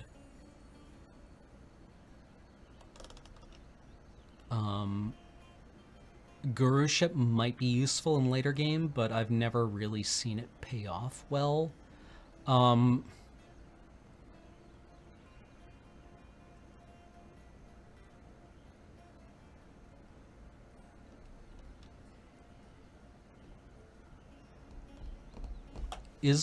Really? Guruship is good? And we do plan on going to war soon-ish, but maybe like, I don't know, in 10 turns or 15 turns? Actually, yeah. I think itinerant preachers is probably better for us, representing the I mean, holy text should probably be what we go for our atheism, representing our holy r/atheism. But honestly, we can just make it up. Right? It's what the game designers did.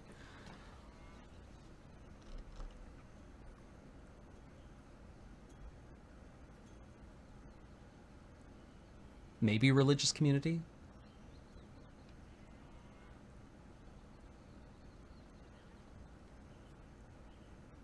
Doubling down on shrines? Many Dawkins books. Ugh.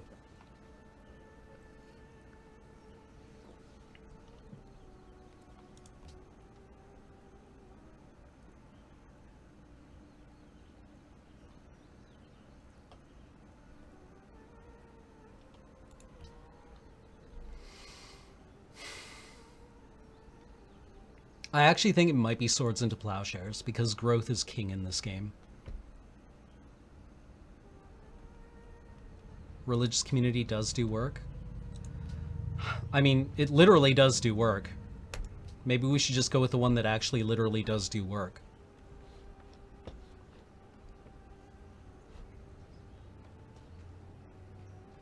So yeah, we're actually pressuring Mecca now.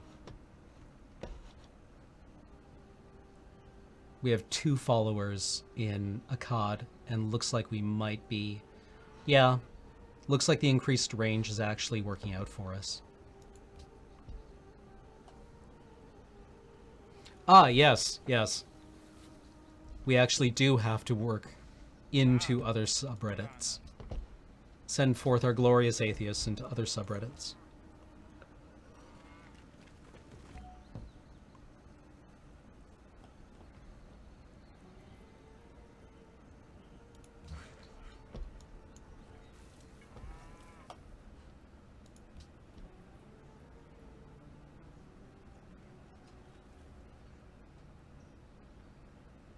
Well, that's really interesting, Original Garwolf.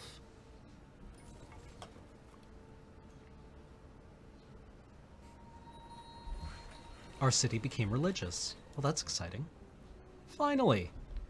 Maybe we'll just bump off Islam entirely, right? Like, we're applying more pressure on Adirna. We might be able to reconvert Ankara, but who knows? Who knows?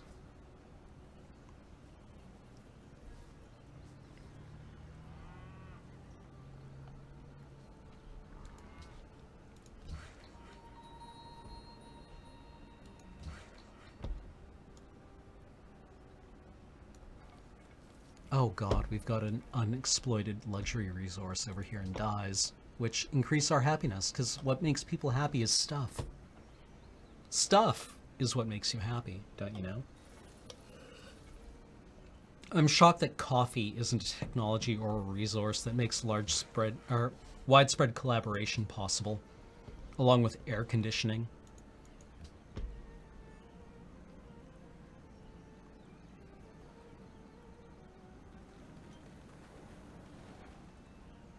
Oh, right, yeah. Yeah, you always wind up having to deal with the great prophets.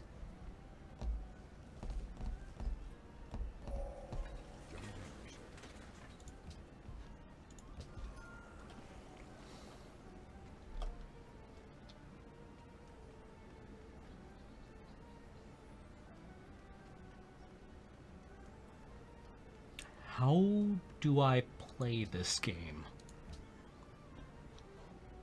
Well, coffee isn't in the game at all, right? Coffee is not a luxury resource. It's not a strategic resource. It's not reflected in the game at all. And I've heard compelling, if not convincing, arguments that coffee is one of the things that actually defines modern civilization. Another thing that isn't in the game, climate change. Right? It was in Civ 2. But it's gone away. You don't have to worry about climate change. Isn't a thing you don't need to worry about at all. There's also no tea.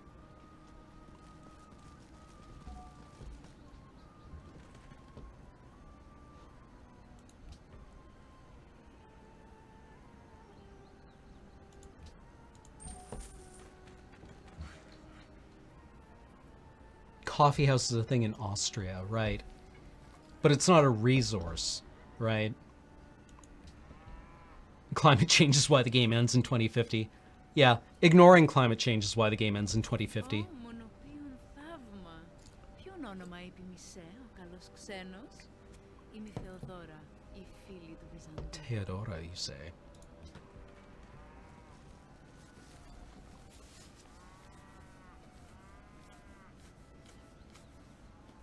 Coffee, opium, yeah.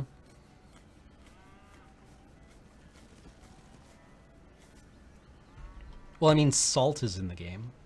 Salt is, I mean, it's an important thing.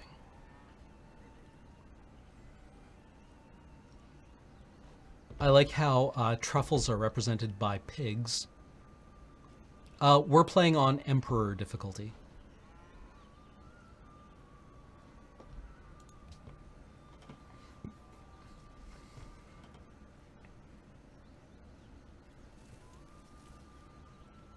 Yeah, salt will always be with us. Yeah, people murdered each other over salt.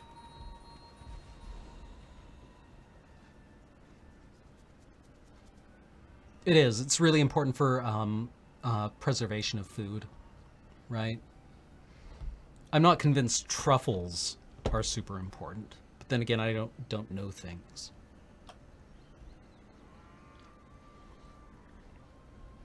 Yeah, I mean, like, we actually just need more workers, I think.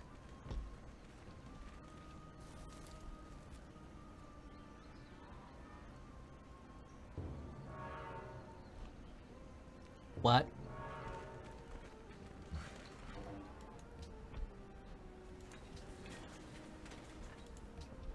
السلام عليكم.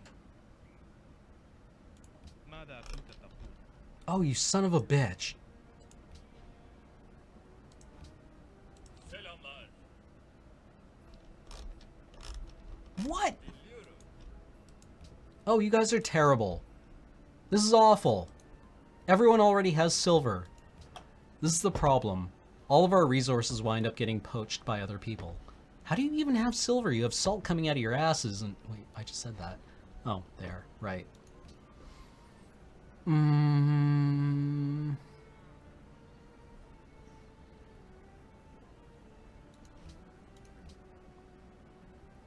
Oh yeah, Theodora might need it. Because she's from over the water. Cocoa? Τέλημα. Silver. Hey, everybody wins.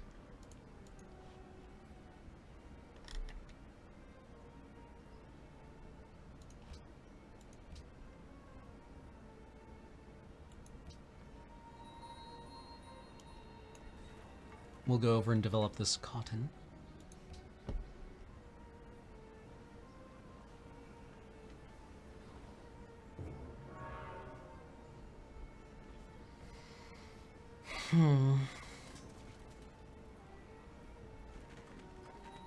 Yeah, alcohol, quite important as well. Small beer, large beer, wine.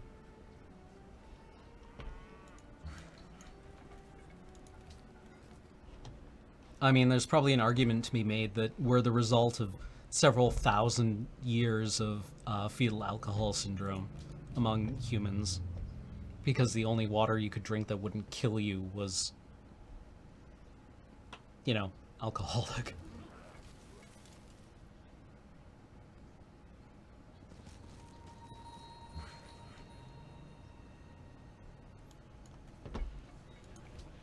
If you were to tell me that the world would be saved based on my efforts, I might just throw it anyway to see what would happen.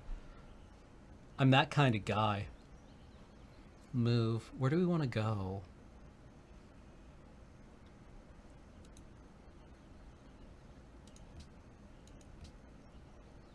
Spy. Let's see what happens.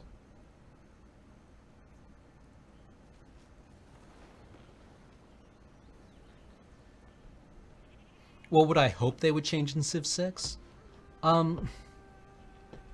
I would hope that they would just allow civilizations to usefully collaborate with each other instead of agreeing not to murder each other until someone got a clear advantage. I would actually, like, human collaboration seems really important to who we are.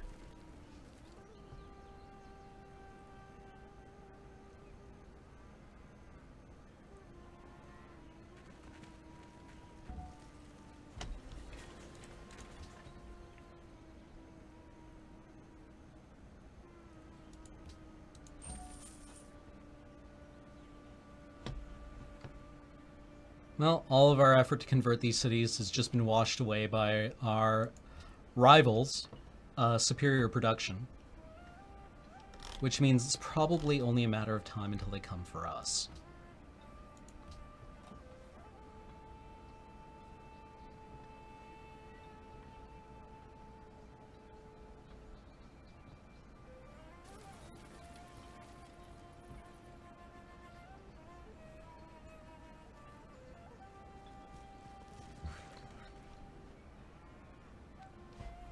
Okay, we've kind of stabilized here.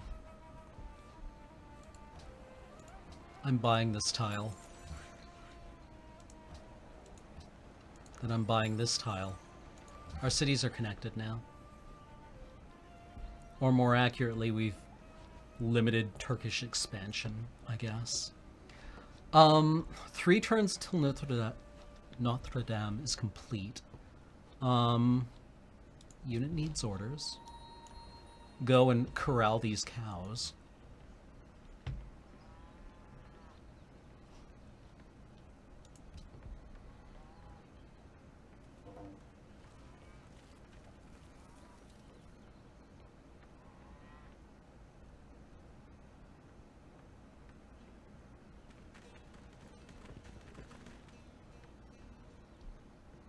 Harun al-Rashid is plotting against me. Well, that would be very silly of him to do that.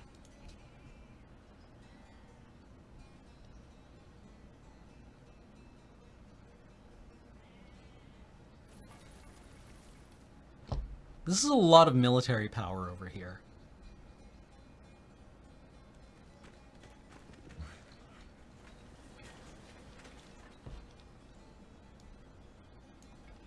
I'm clearing these 2 tiles of trees. It's just too dangerous to leave them like that.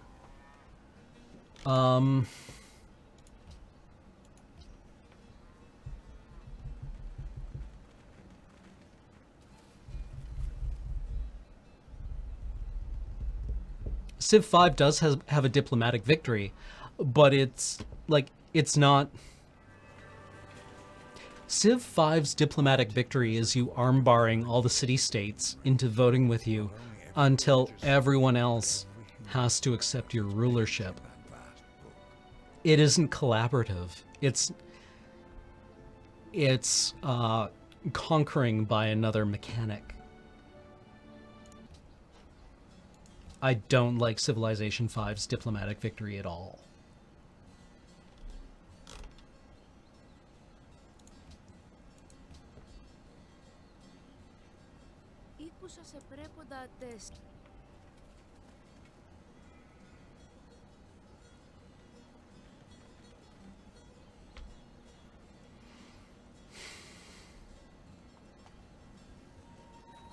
Wait, what?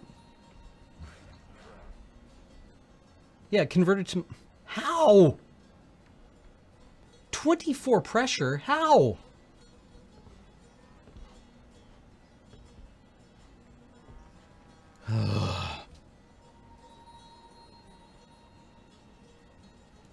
No, no, no, no, no, no.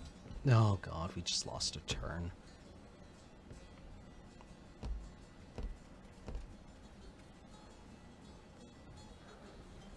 Well, here it comes.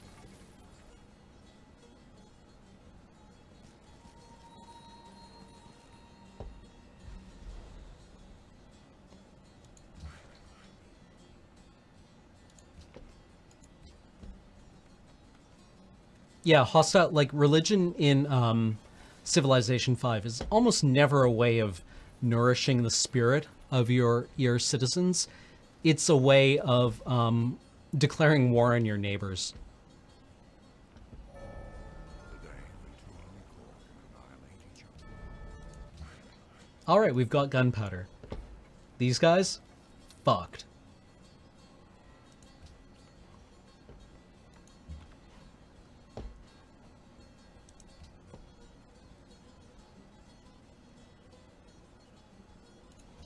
We should probably figure out how to trap and skin a fox before we figure out how to mill a cannon. تعال دعنا نتاجر. Nope.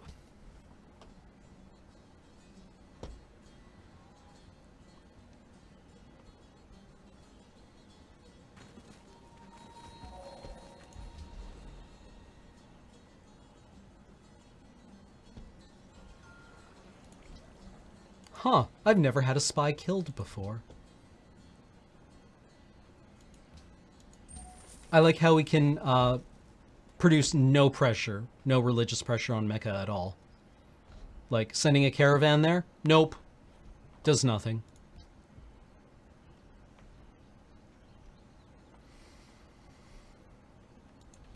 Horseback riding is probably also a useful thing to have. The hell are these guys doing here?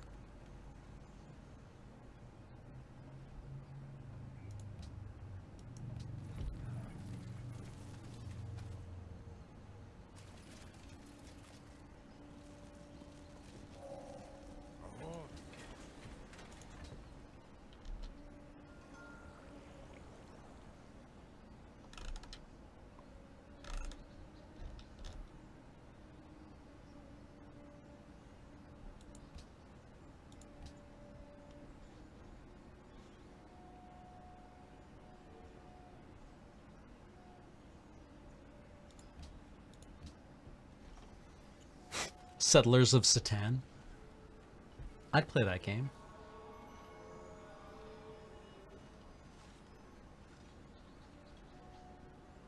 تعال دعنا نتاجر. Nope.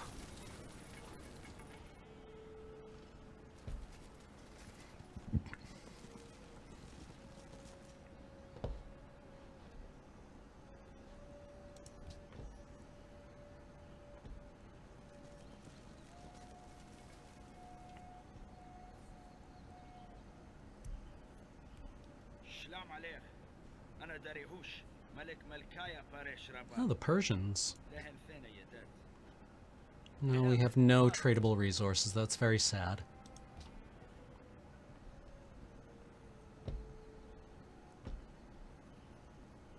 Hmm.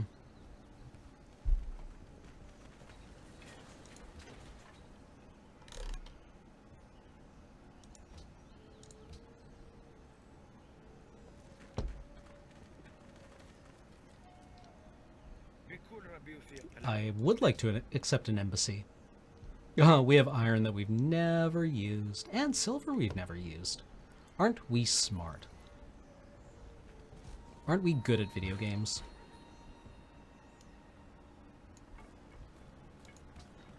Of course it did. Why wouldn't it? Why wouldn't it just convert? I have no idea why it wouldn't just convert. The religious pressure mechanic here has never actually made any sense to me at all. It seems very arbitrary. Oh, a second city converted. Cool. Okay. Sure.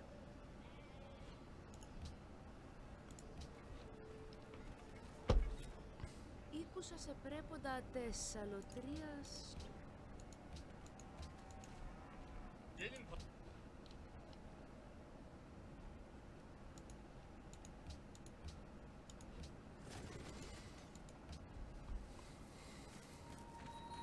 My city converted again. Okay, cool.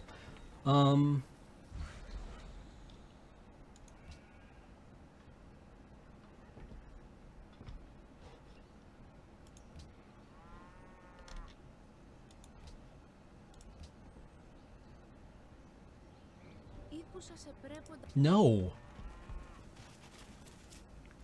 Now we have entered the great spamming of open border requests from the AI.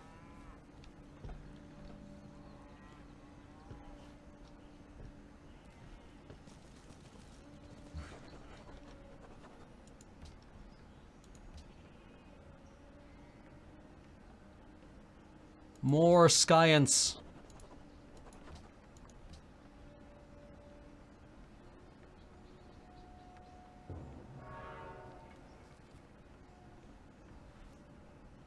No.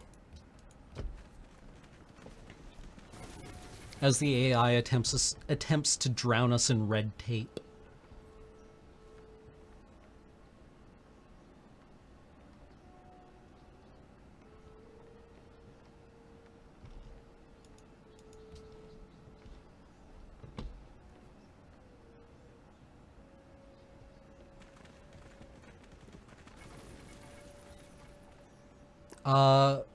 Cyrus Rain, I briefly ran a Dark Heresy game once. It was fine. A friend of mine wanted to run one and basically run it as we answer all the great mysteries of 40k. He wanted to tie everything together and explain why everything happened. And I was like, that's really not the kind of 40k game I want to play. And he was like, therefore, I'm never running anything for you guys ever again. It was terrible.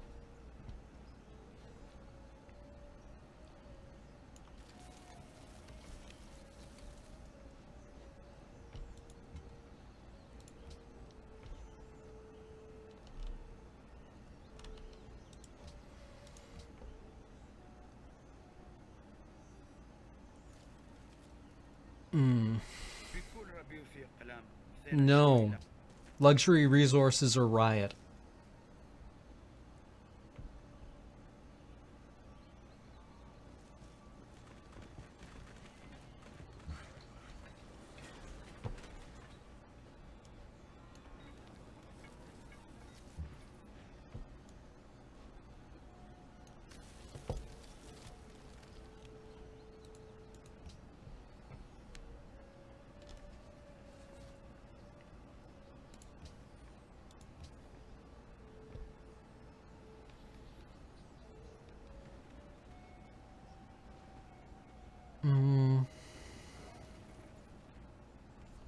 Boop-be-doo. So how are you guys doing? You've got me here. AMA.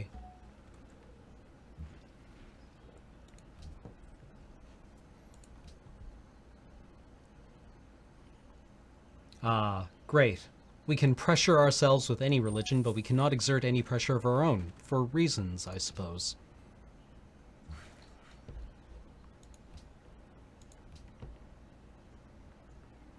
What is my favorite egg dish? Quiche. I like quiche. My mother makes quiche. Any other solid restaurants, other establishments in the Victoria area? Lots. We do restaurants real good here. What do you want to know about?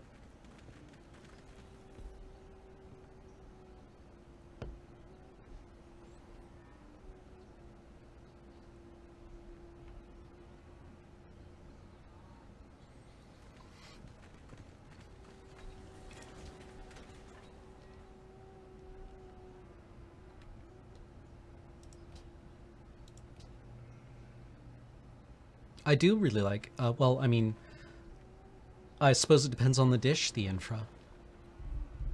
Where are the Snowdens of yesteryear? Moscow. My perfect Sunday would be sleeping in until like, 11.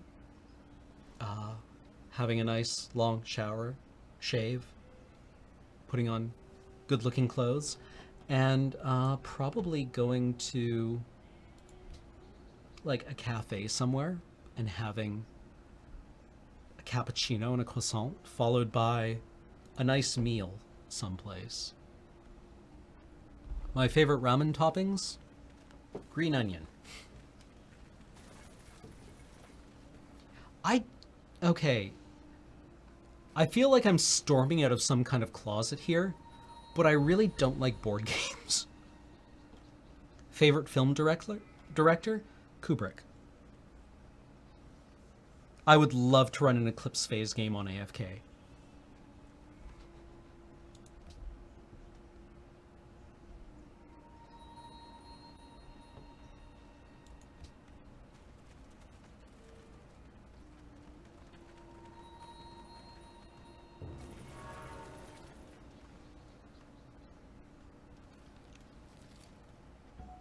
Wait, what are we woeing about?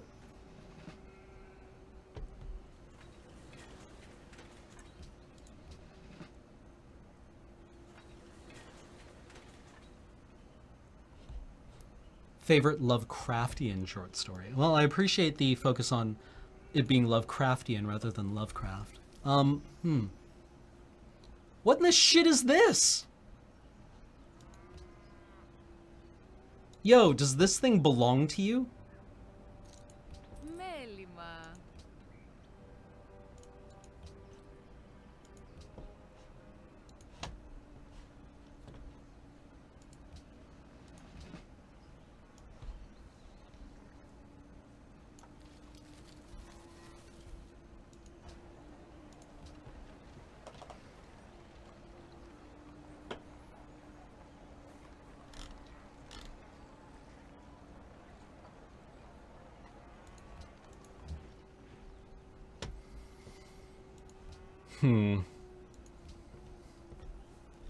We are truly besieged on all sides.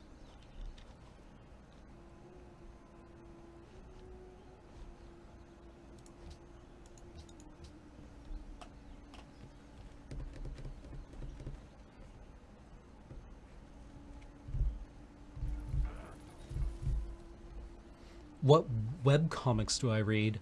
I read Saturday Morning Breakfast Cereal. I read Gunner Krigg Court. And Questionable Content, both of which I have invested too much fucking time into to stop reading them anytime soon. So they both had better go someplace, or I'm gonna be super annoyed. I read Subnormality, which I love.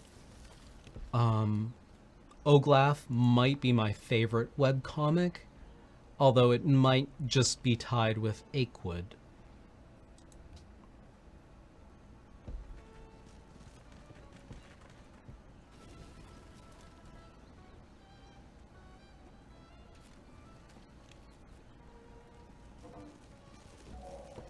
Wherever we look, the work of the Kempton. All right, we've got cannons, we've got musketeers, or musketmen, the musketmen. We have got all kinds of good stuff, TBH. I think it might be time to go and bump someone off. Just go and bump them off. Give them a good bumping.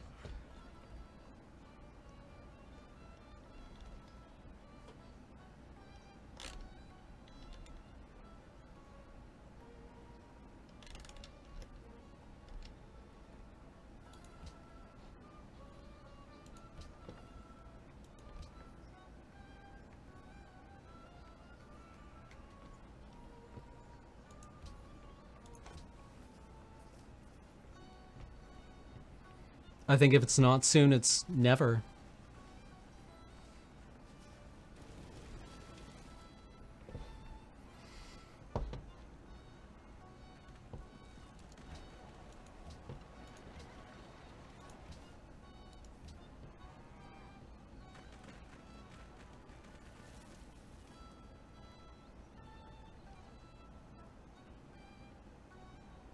I mean, I suppose I could just buy some cannon.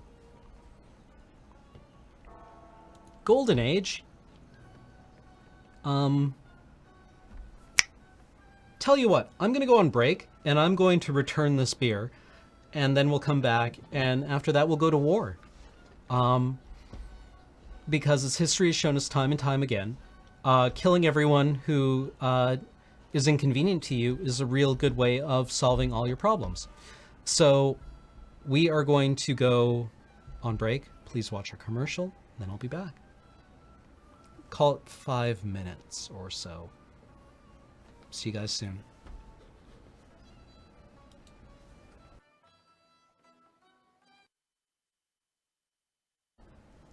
Hey, I'm back. I am eating a bun.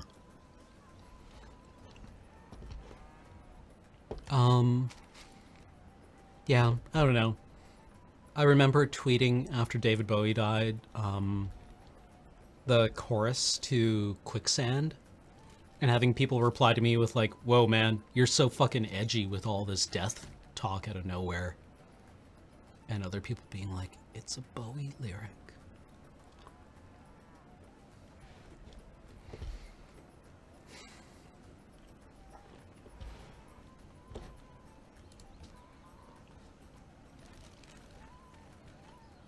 Egypt Craze has just subscribed. Thank you very much, Egypt Craze.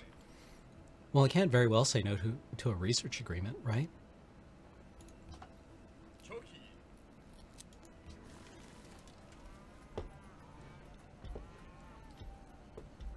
تعال دعنا نتاجر.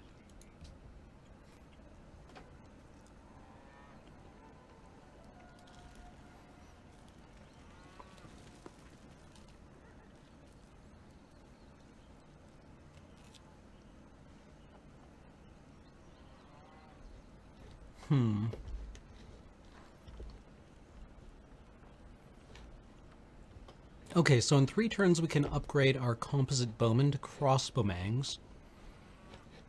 We will have another musketman and a cannon on the way.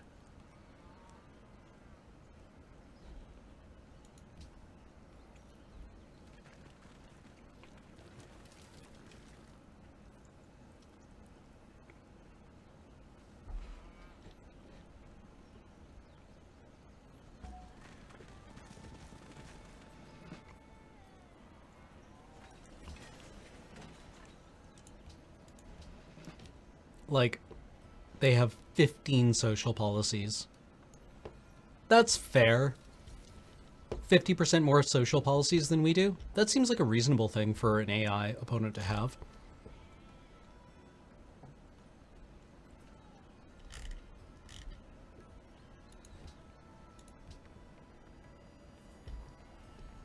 Any Aten spoilers I want to tell you guys about? Friday's session will be the last session of Aten. Probably. For a while.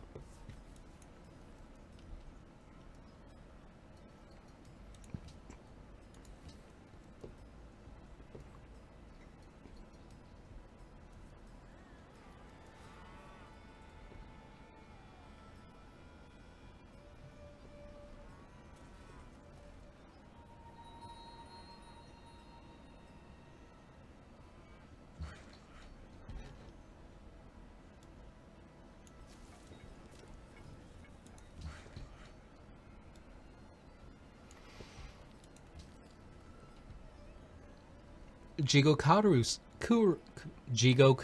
subscribed.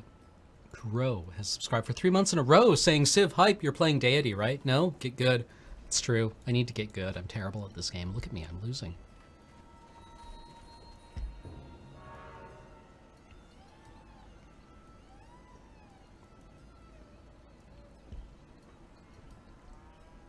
I double dog fucking dare you to send these missionaries into my territory. The press is the best. Alright, we have discovered machines.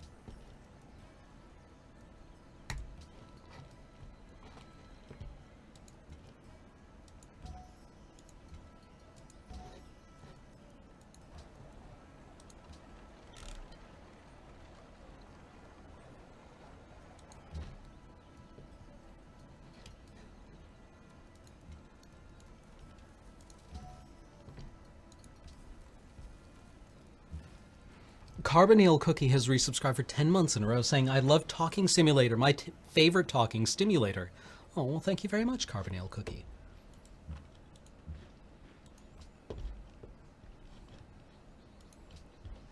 I mean, next turn we can probably just get bored of this constant, like, nothing. Oh, I'm glad people are liking Aten. Originally the idea was for it to just be a one-off. But here we are, 3 sessions in, several months later.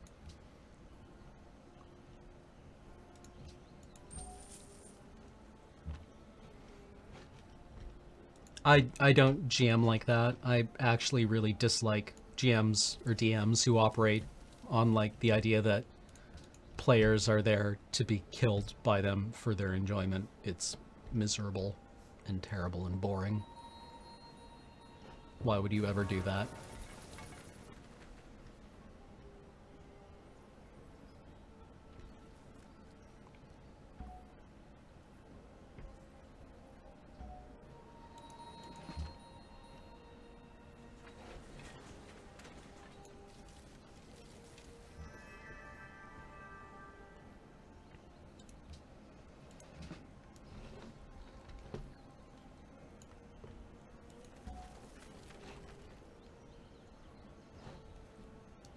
So I'm just going to use this great profit to flip all of my cities back to my own religion.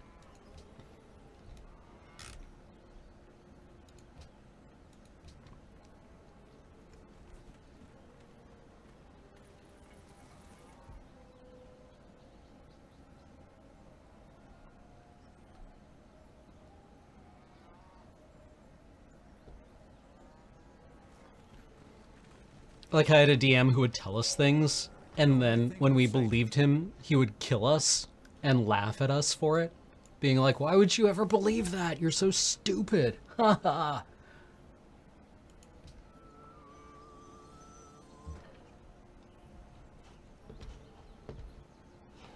And I was just not into it. Like, what?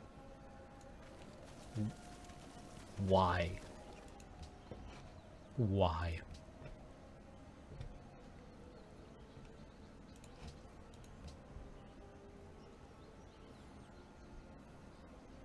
First time DM, stay loose, but do your research. It also helps if you know your players.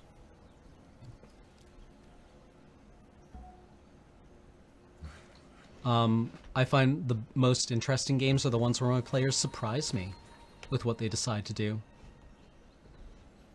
So I try to encourage that.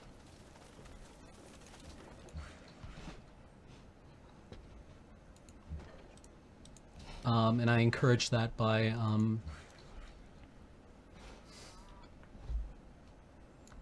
well, reacting well to it, I think.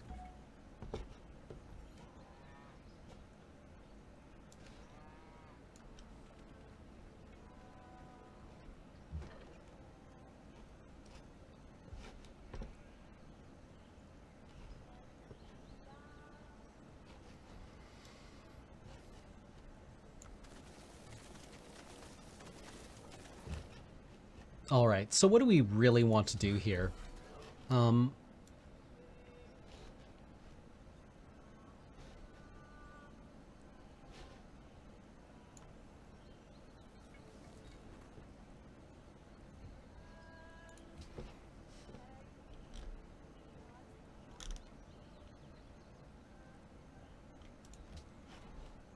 do we want the next couple of turns to work out? Ideally, we want to blast their units in the field and then lay siege to Mecca, putting cannon here, here, and here, right? So we need 3 cannon. We've got 2 of them. We can maneuver them through this forest, but it'll take a while. Right? Because we want our cannons here to lay siege to Mecca. It only has 50 power. That actually isn't too bad. In the interim, what we can do is kind of shred their units that are at sea.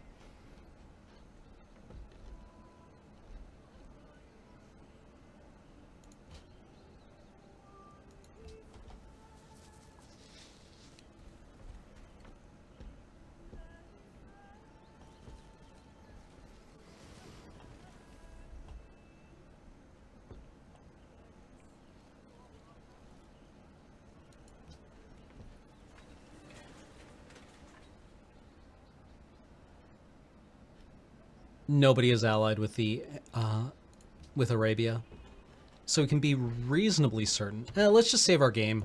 I'm getting bored. That's the most dangerous time to confront a Cameron. When Cameron is bored, people die. we're gonna do them the favor of... Assalamu alaikum. Oh, they were our friends. They were our friends and we lied to them. Now I feel bad.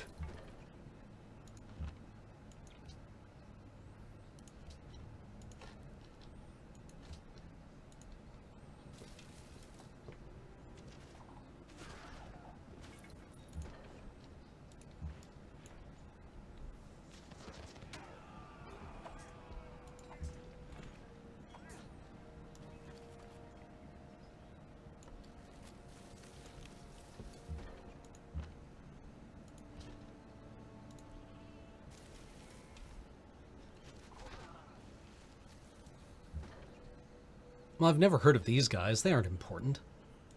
God. Get your shit together, Chad.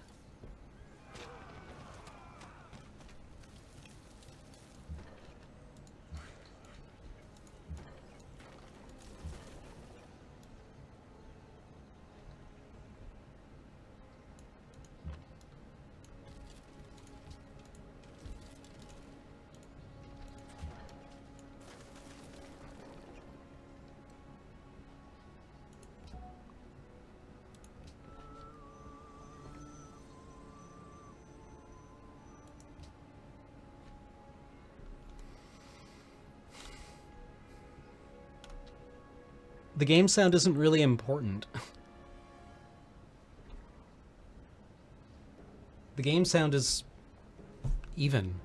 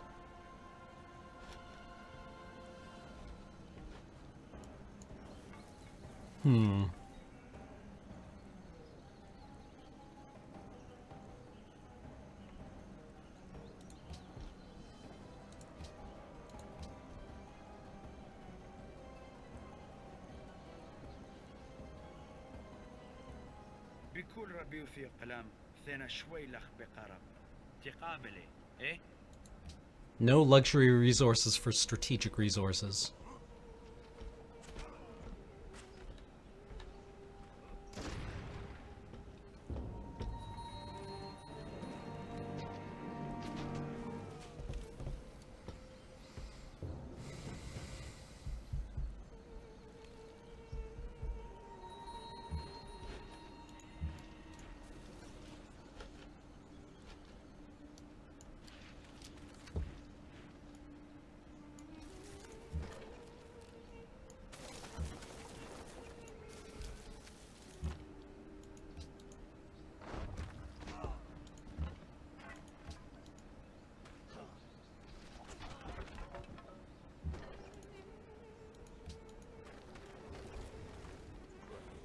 Hmm.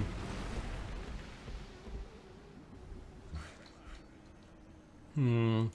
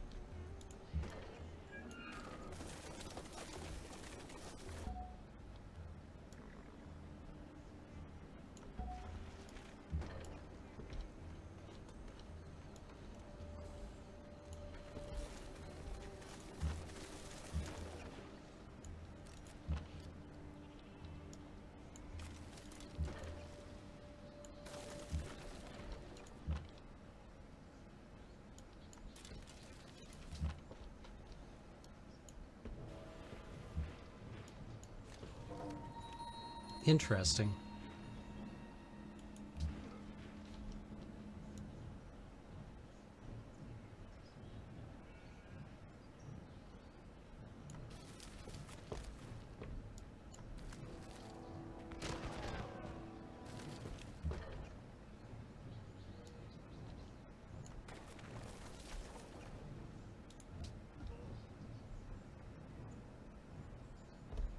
Gelin pazarlığa tutuşalım. Hoşunuza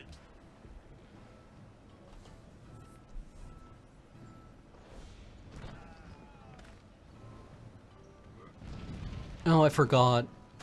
The AI can just decide that they're going to have units now.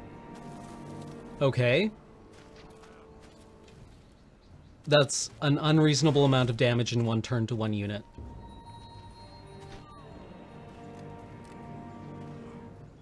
Like, that's utterly unreasonable.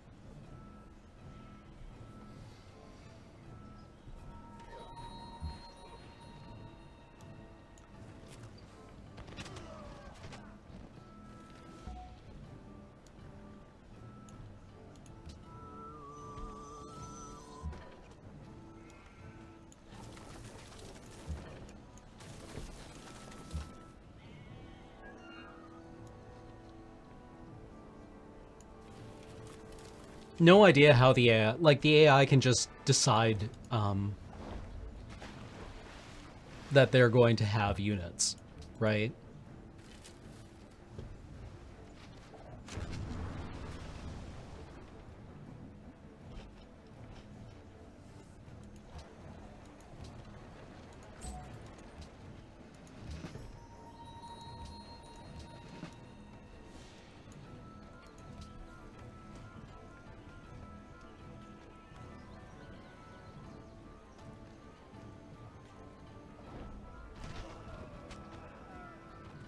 Like, that's insane. That's a preposterous amount of damage in one turn from, like, one city.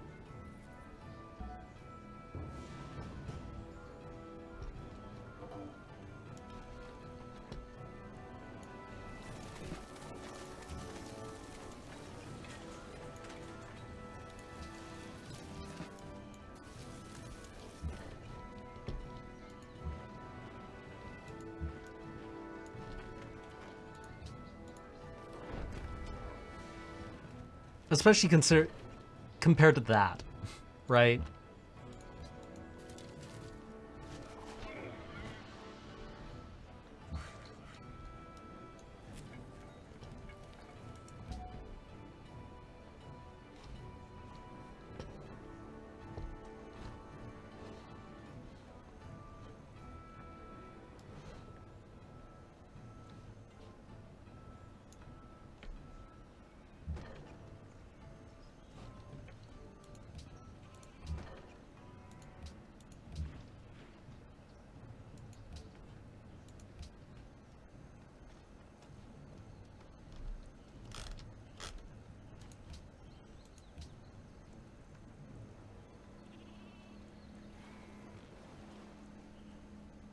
Hmm.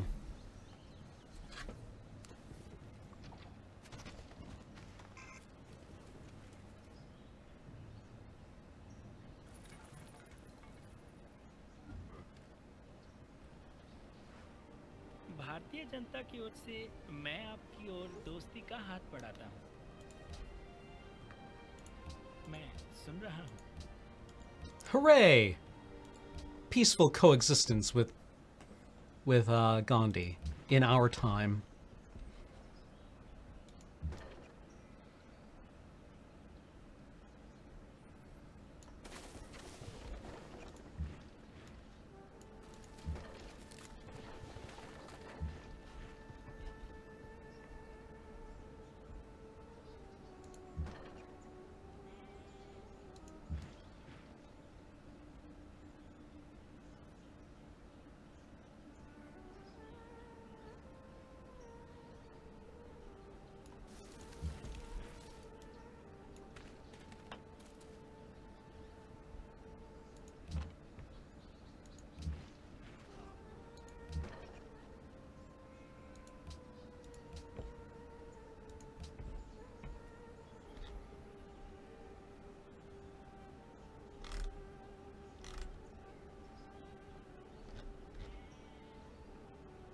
Okay, next turn we move in on Mecca.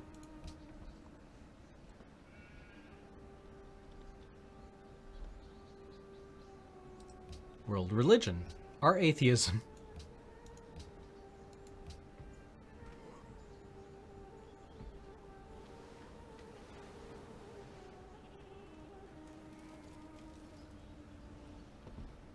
मेरे दोस्त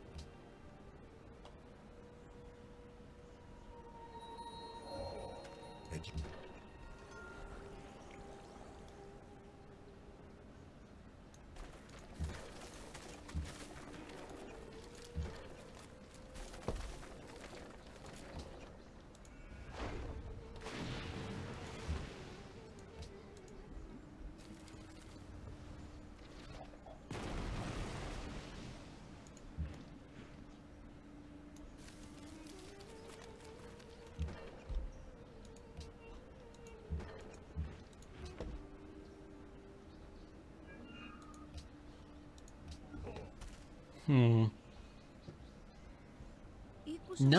No strategic resources for luxury resources. Luxury resources are Gitfo.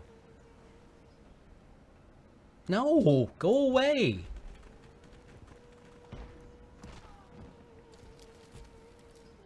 Yes, continue to shoot at the musket mangs. Are you serious?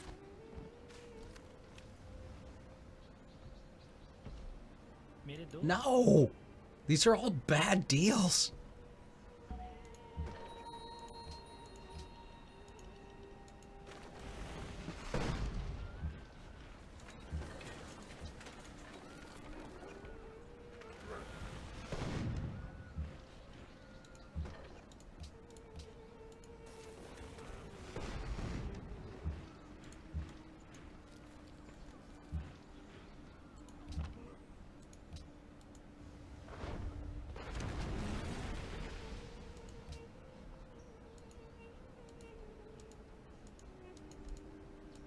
Hi, yes, I would like to click on this unit, please.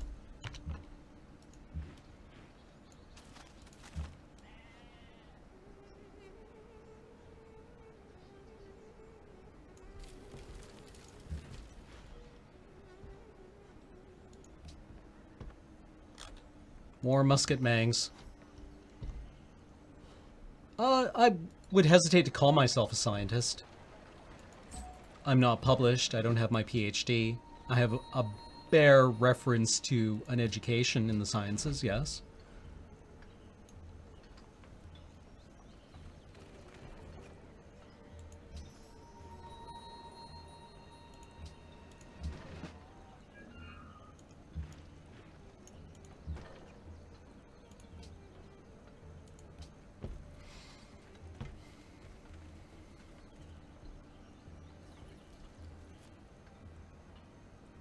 Yes. Climate change will affect the lives of every human being born for the next several centuries.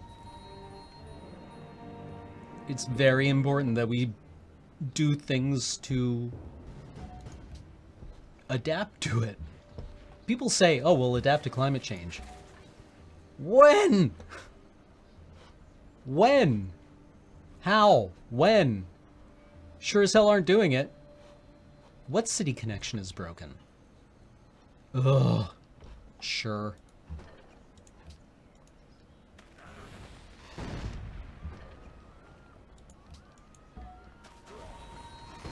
Modifying our technologies to no longer emit ludicrous amounts of greenhouse gases is adapting to climate change. That would be a really good strat if we could do it. But so far we've shown no inclination for it.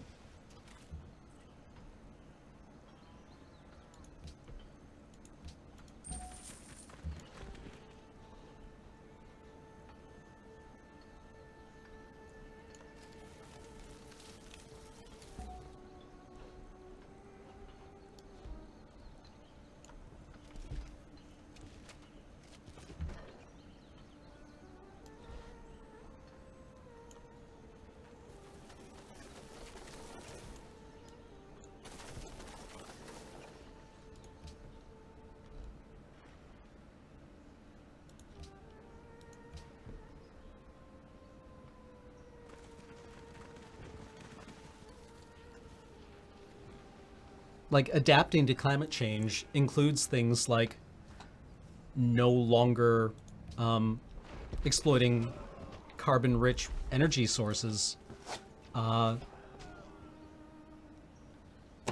Like, that's part of adaptation, right?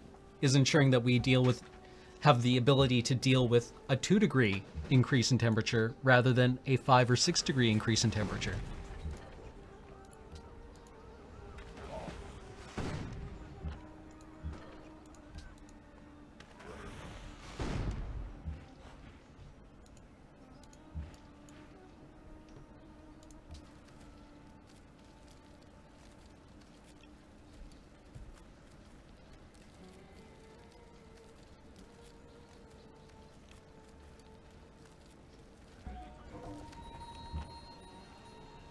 Create Pupit.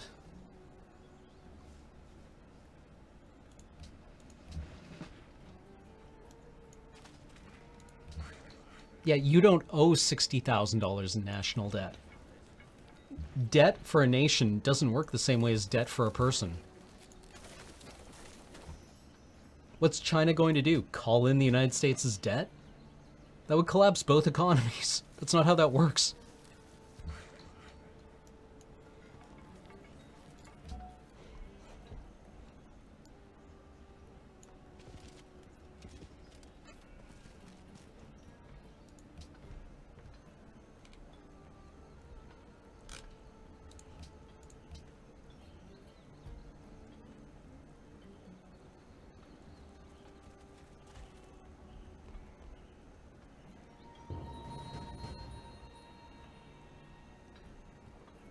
Yeah, and also, lots of things cost money. That's why you have a national budget. Everything costs money. The role of government is arguably deciding how to spend your nation's wealth.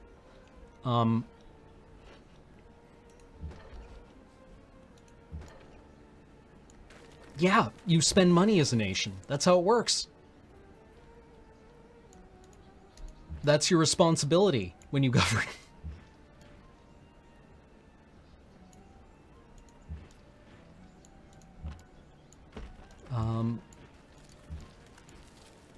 That's what a government does, is it spends tax dollars. It isn't irresponsible.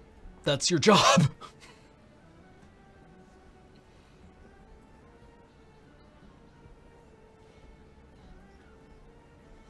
Yeah, taking over Mecca solved a lot of our problems.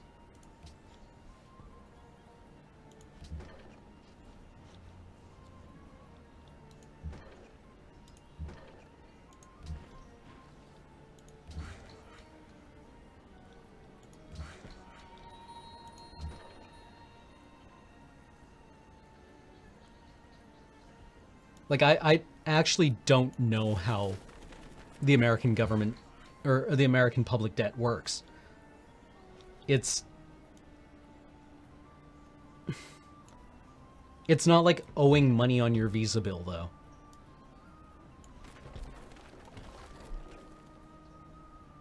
Yeah, let's see what we got out of this. Angkor Wat, the Chichen Itza, the Hagia Sophia, the Hanging Gardens, the Parthenon, the Sistine Chapel, Uffizi, and Alhambra. Holy sheep shit. Wow!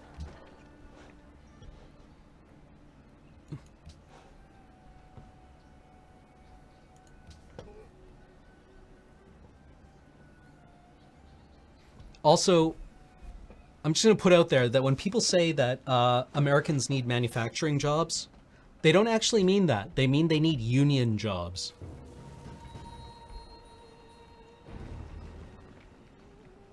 That's what you all really want.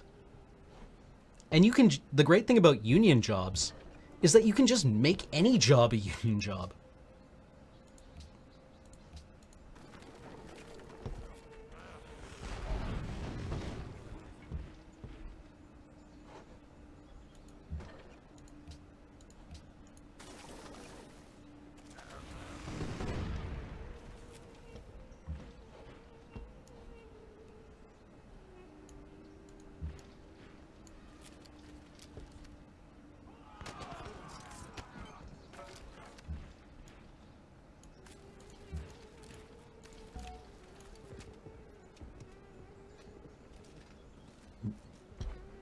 Wait, you can't?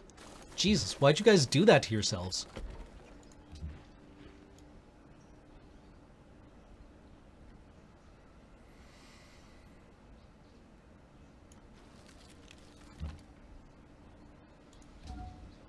Stop being useful to whom?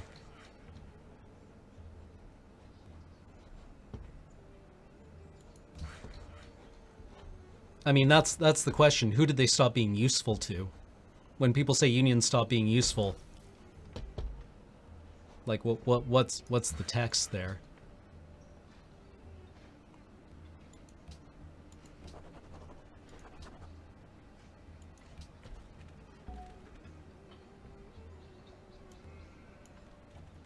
No, no, no, no, no.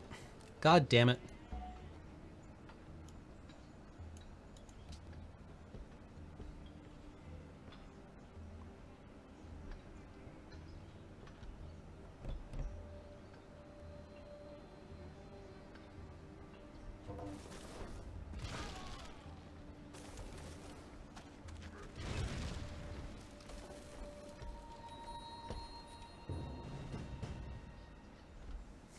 Dude, geoengineering is such a bad idea, I can't even really begin to fully describe it.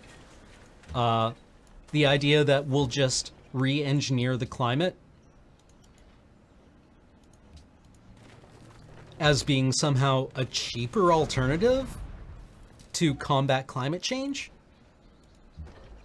What? In what universe is that cheaper?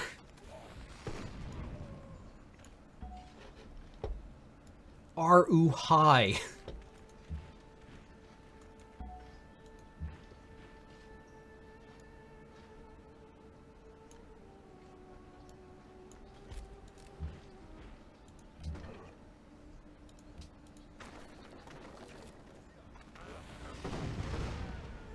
Geoengineering is very unpredictable, for one thing.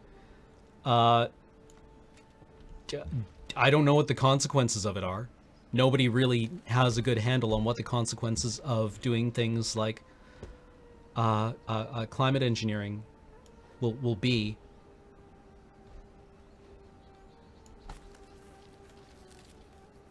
And it's expensive. It's unpredictable, and there's no guarantee it'll solve our problems.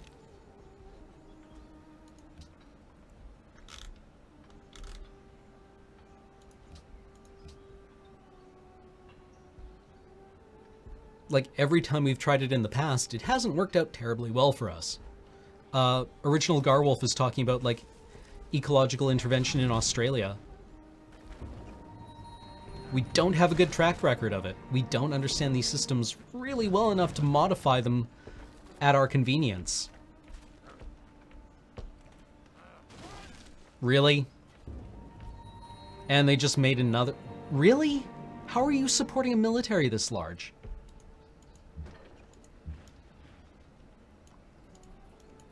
What? No! Oh, okay, well, we just lost 2 turns of movement, so that's cool.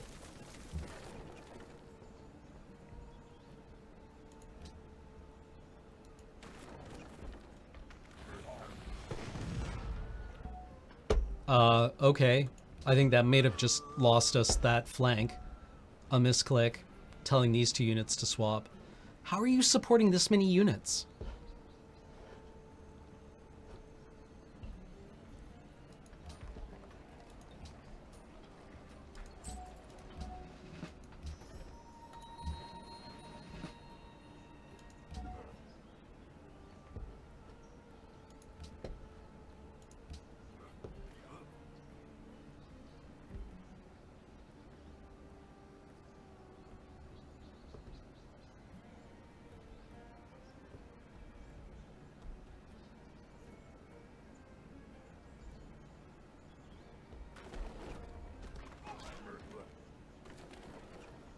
You should not be able to do this much damage. You should not be able to do this much damage. Like, that's actually ludicrous.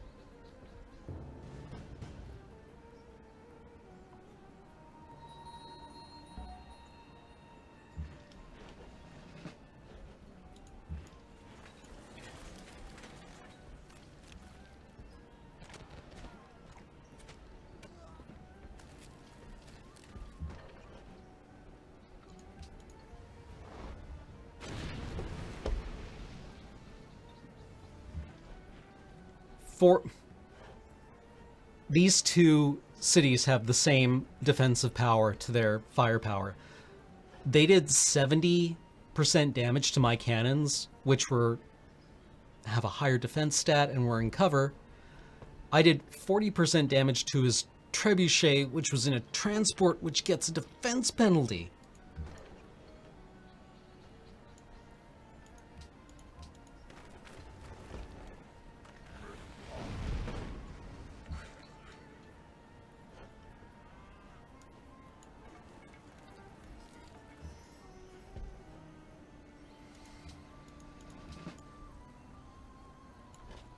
No, but this is an aggregated score.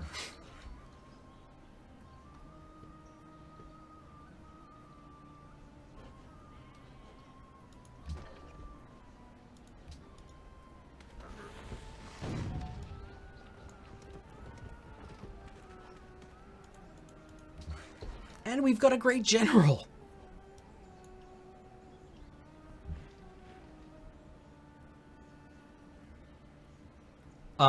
Darth Dredge, because it's not a temperature fluctuation over the course of a day, it is the average temperature distribution across the entire planet.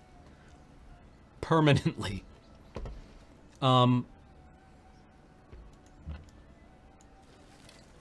Like, it's not just like between morning and noon there's a 2-degree temperature change. It is between morning and morning and noon and midnight and the summer solstice and the summer solstice and the winter solstice and the winter solstice. All 2 degrees higher. Right? Like, ask a doctor about a 2-degree fever.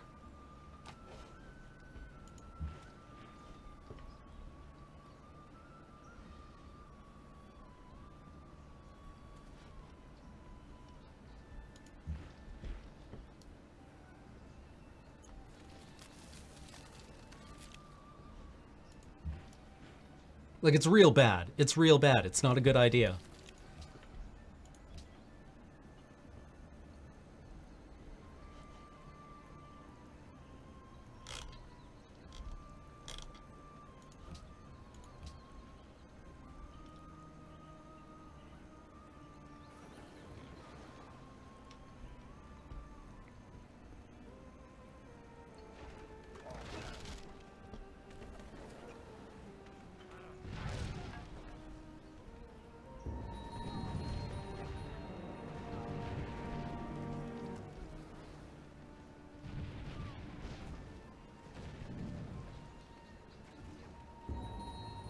Really?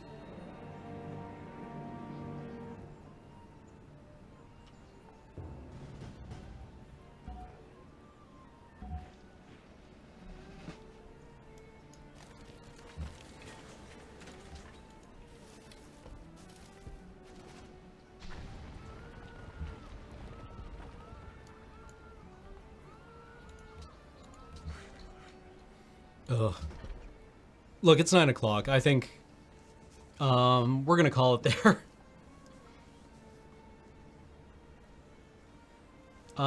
So thank you very much for joining us tonight, or joining me tonight on Talking Simulator.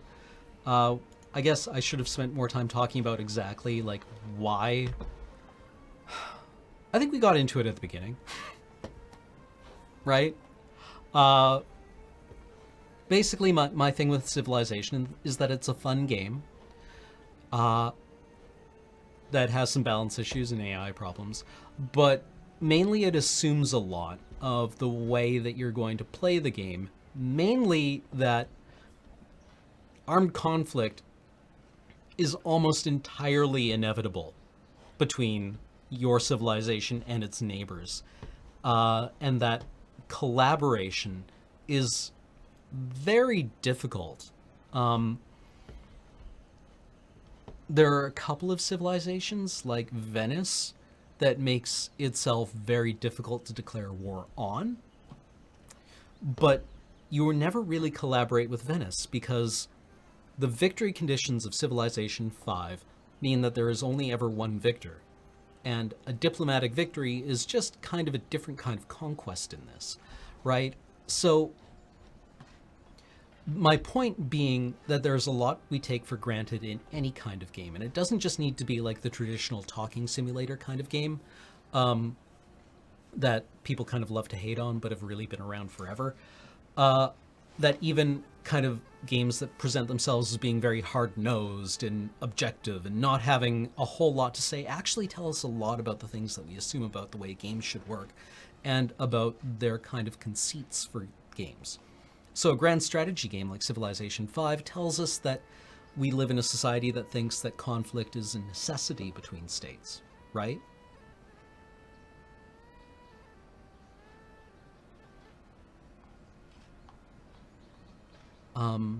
How does national debt work?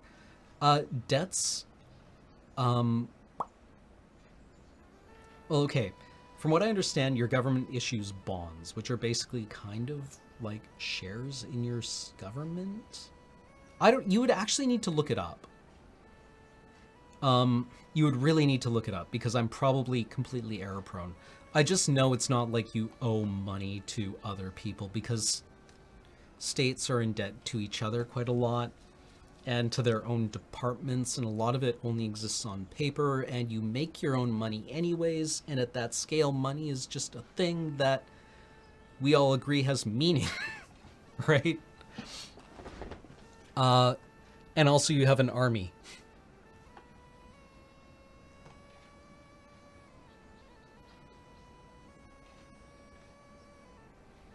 Yeah, you may want to look at the link Original Garwolf posted in chat. Hopefully it's legit. That sounds interesting. Colton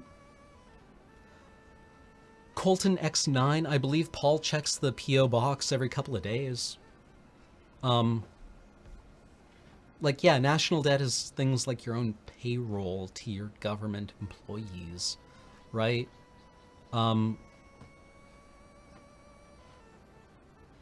Yeah. It's not like owing money to Visa or to your bank. It's a different thing. Also, yeah, like the problems we're expected to surmount in Civilization 5 are problems that are really posed by our enemy civilizations, our rivals, our neighbors. So, like, the fact that they're almost always framed as, they're almost always framed as enemies, but they are never not your rivals, right? Because they are always threats to your ability to win the game. And you want to win the game, because there can only be one winner to the game. just like in real life. So, yeah, the games we make, and this really this was a hair that I got up my ass about Stranger Things, because people were telling me it doesn't need to be about anything. It's not about anything at all, in fact. Just let it be a spooky thing. And I'm like, yeah, but if you have a plot, you have a theme, right? Our media tells us a lot about who we are, really. And like the things that we assume don't mean anything are just the environment that we live in that we don't see because it's ubiquitous to us, right? It's our normal, it's our default. But really there are no defaults. There are just choices that we are blind to. And when we say question everything, that's actually really hard because like knowing what to question is difficult. Because there are a lot of things we just don't see. We assume them. Oh, look, it's Gibraltar. Neat. Anyway, I'm going to run an ad. I would appreciate it if you watched it. I'm also going to thank all the subs.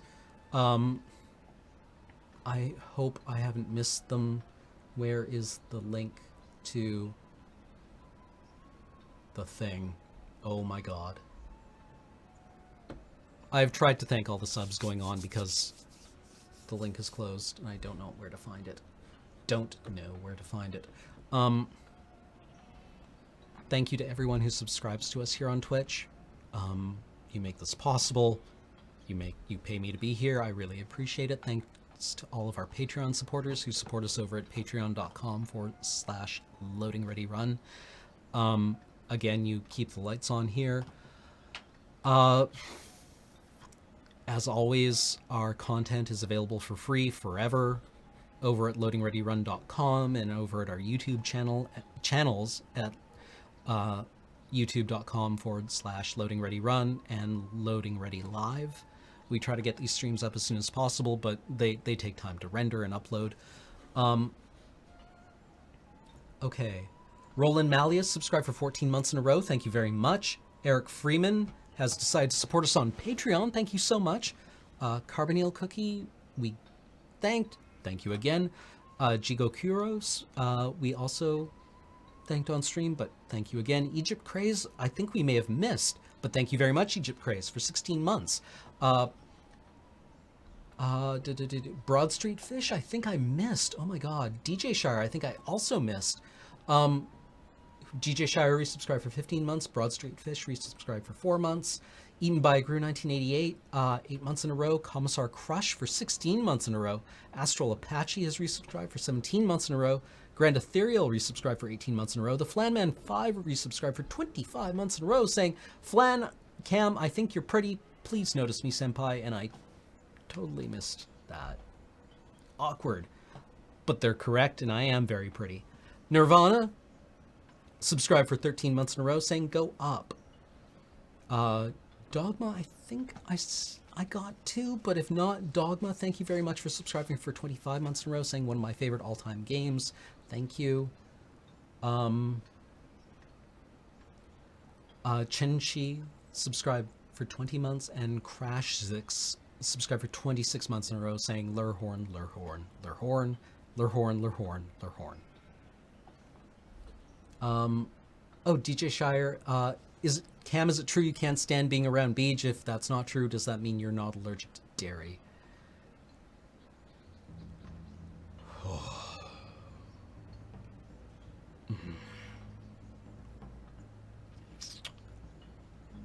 Why? Okay. Thank you so much. We'll see you in the future. I'll be streaming Aten tomorrow, I think. So I should probably figure out how I'm going to kill all my players. So I'll see you guys tomorrow night. Toodles, and thank you again.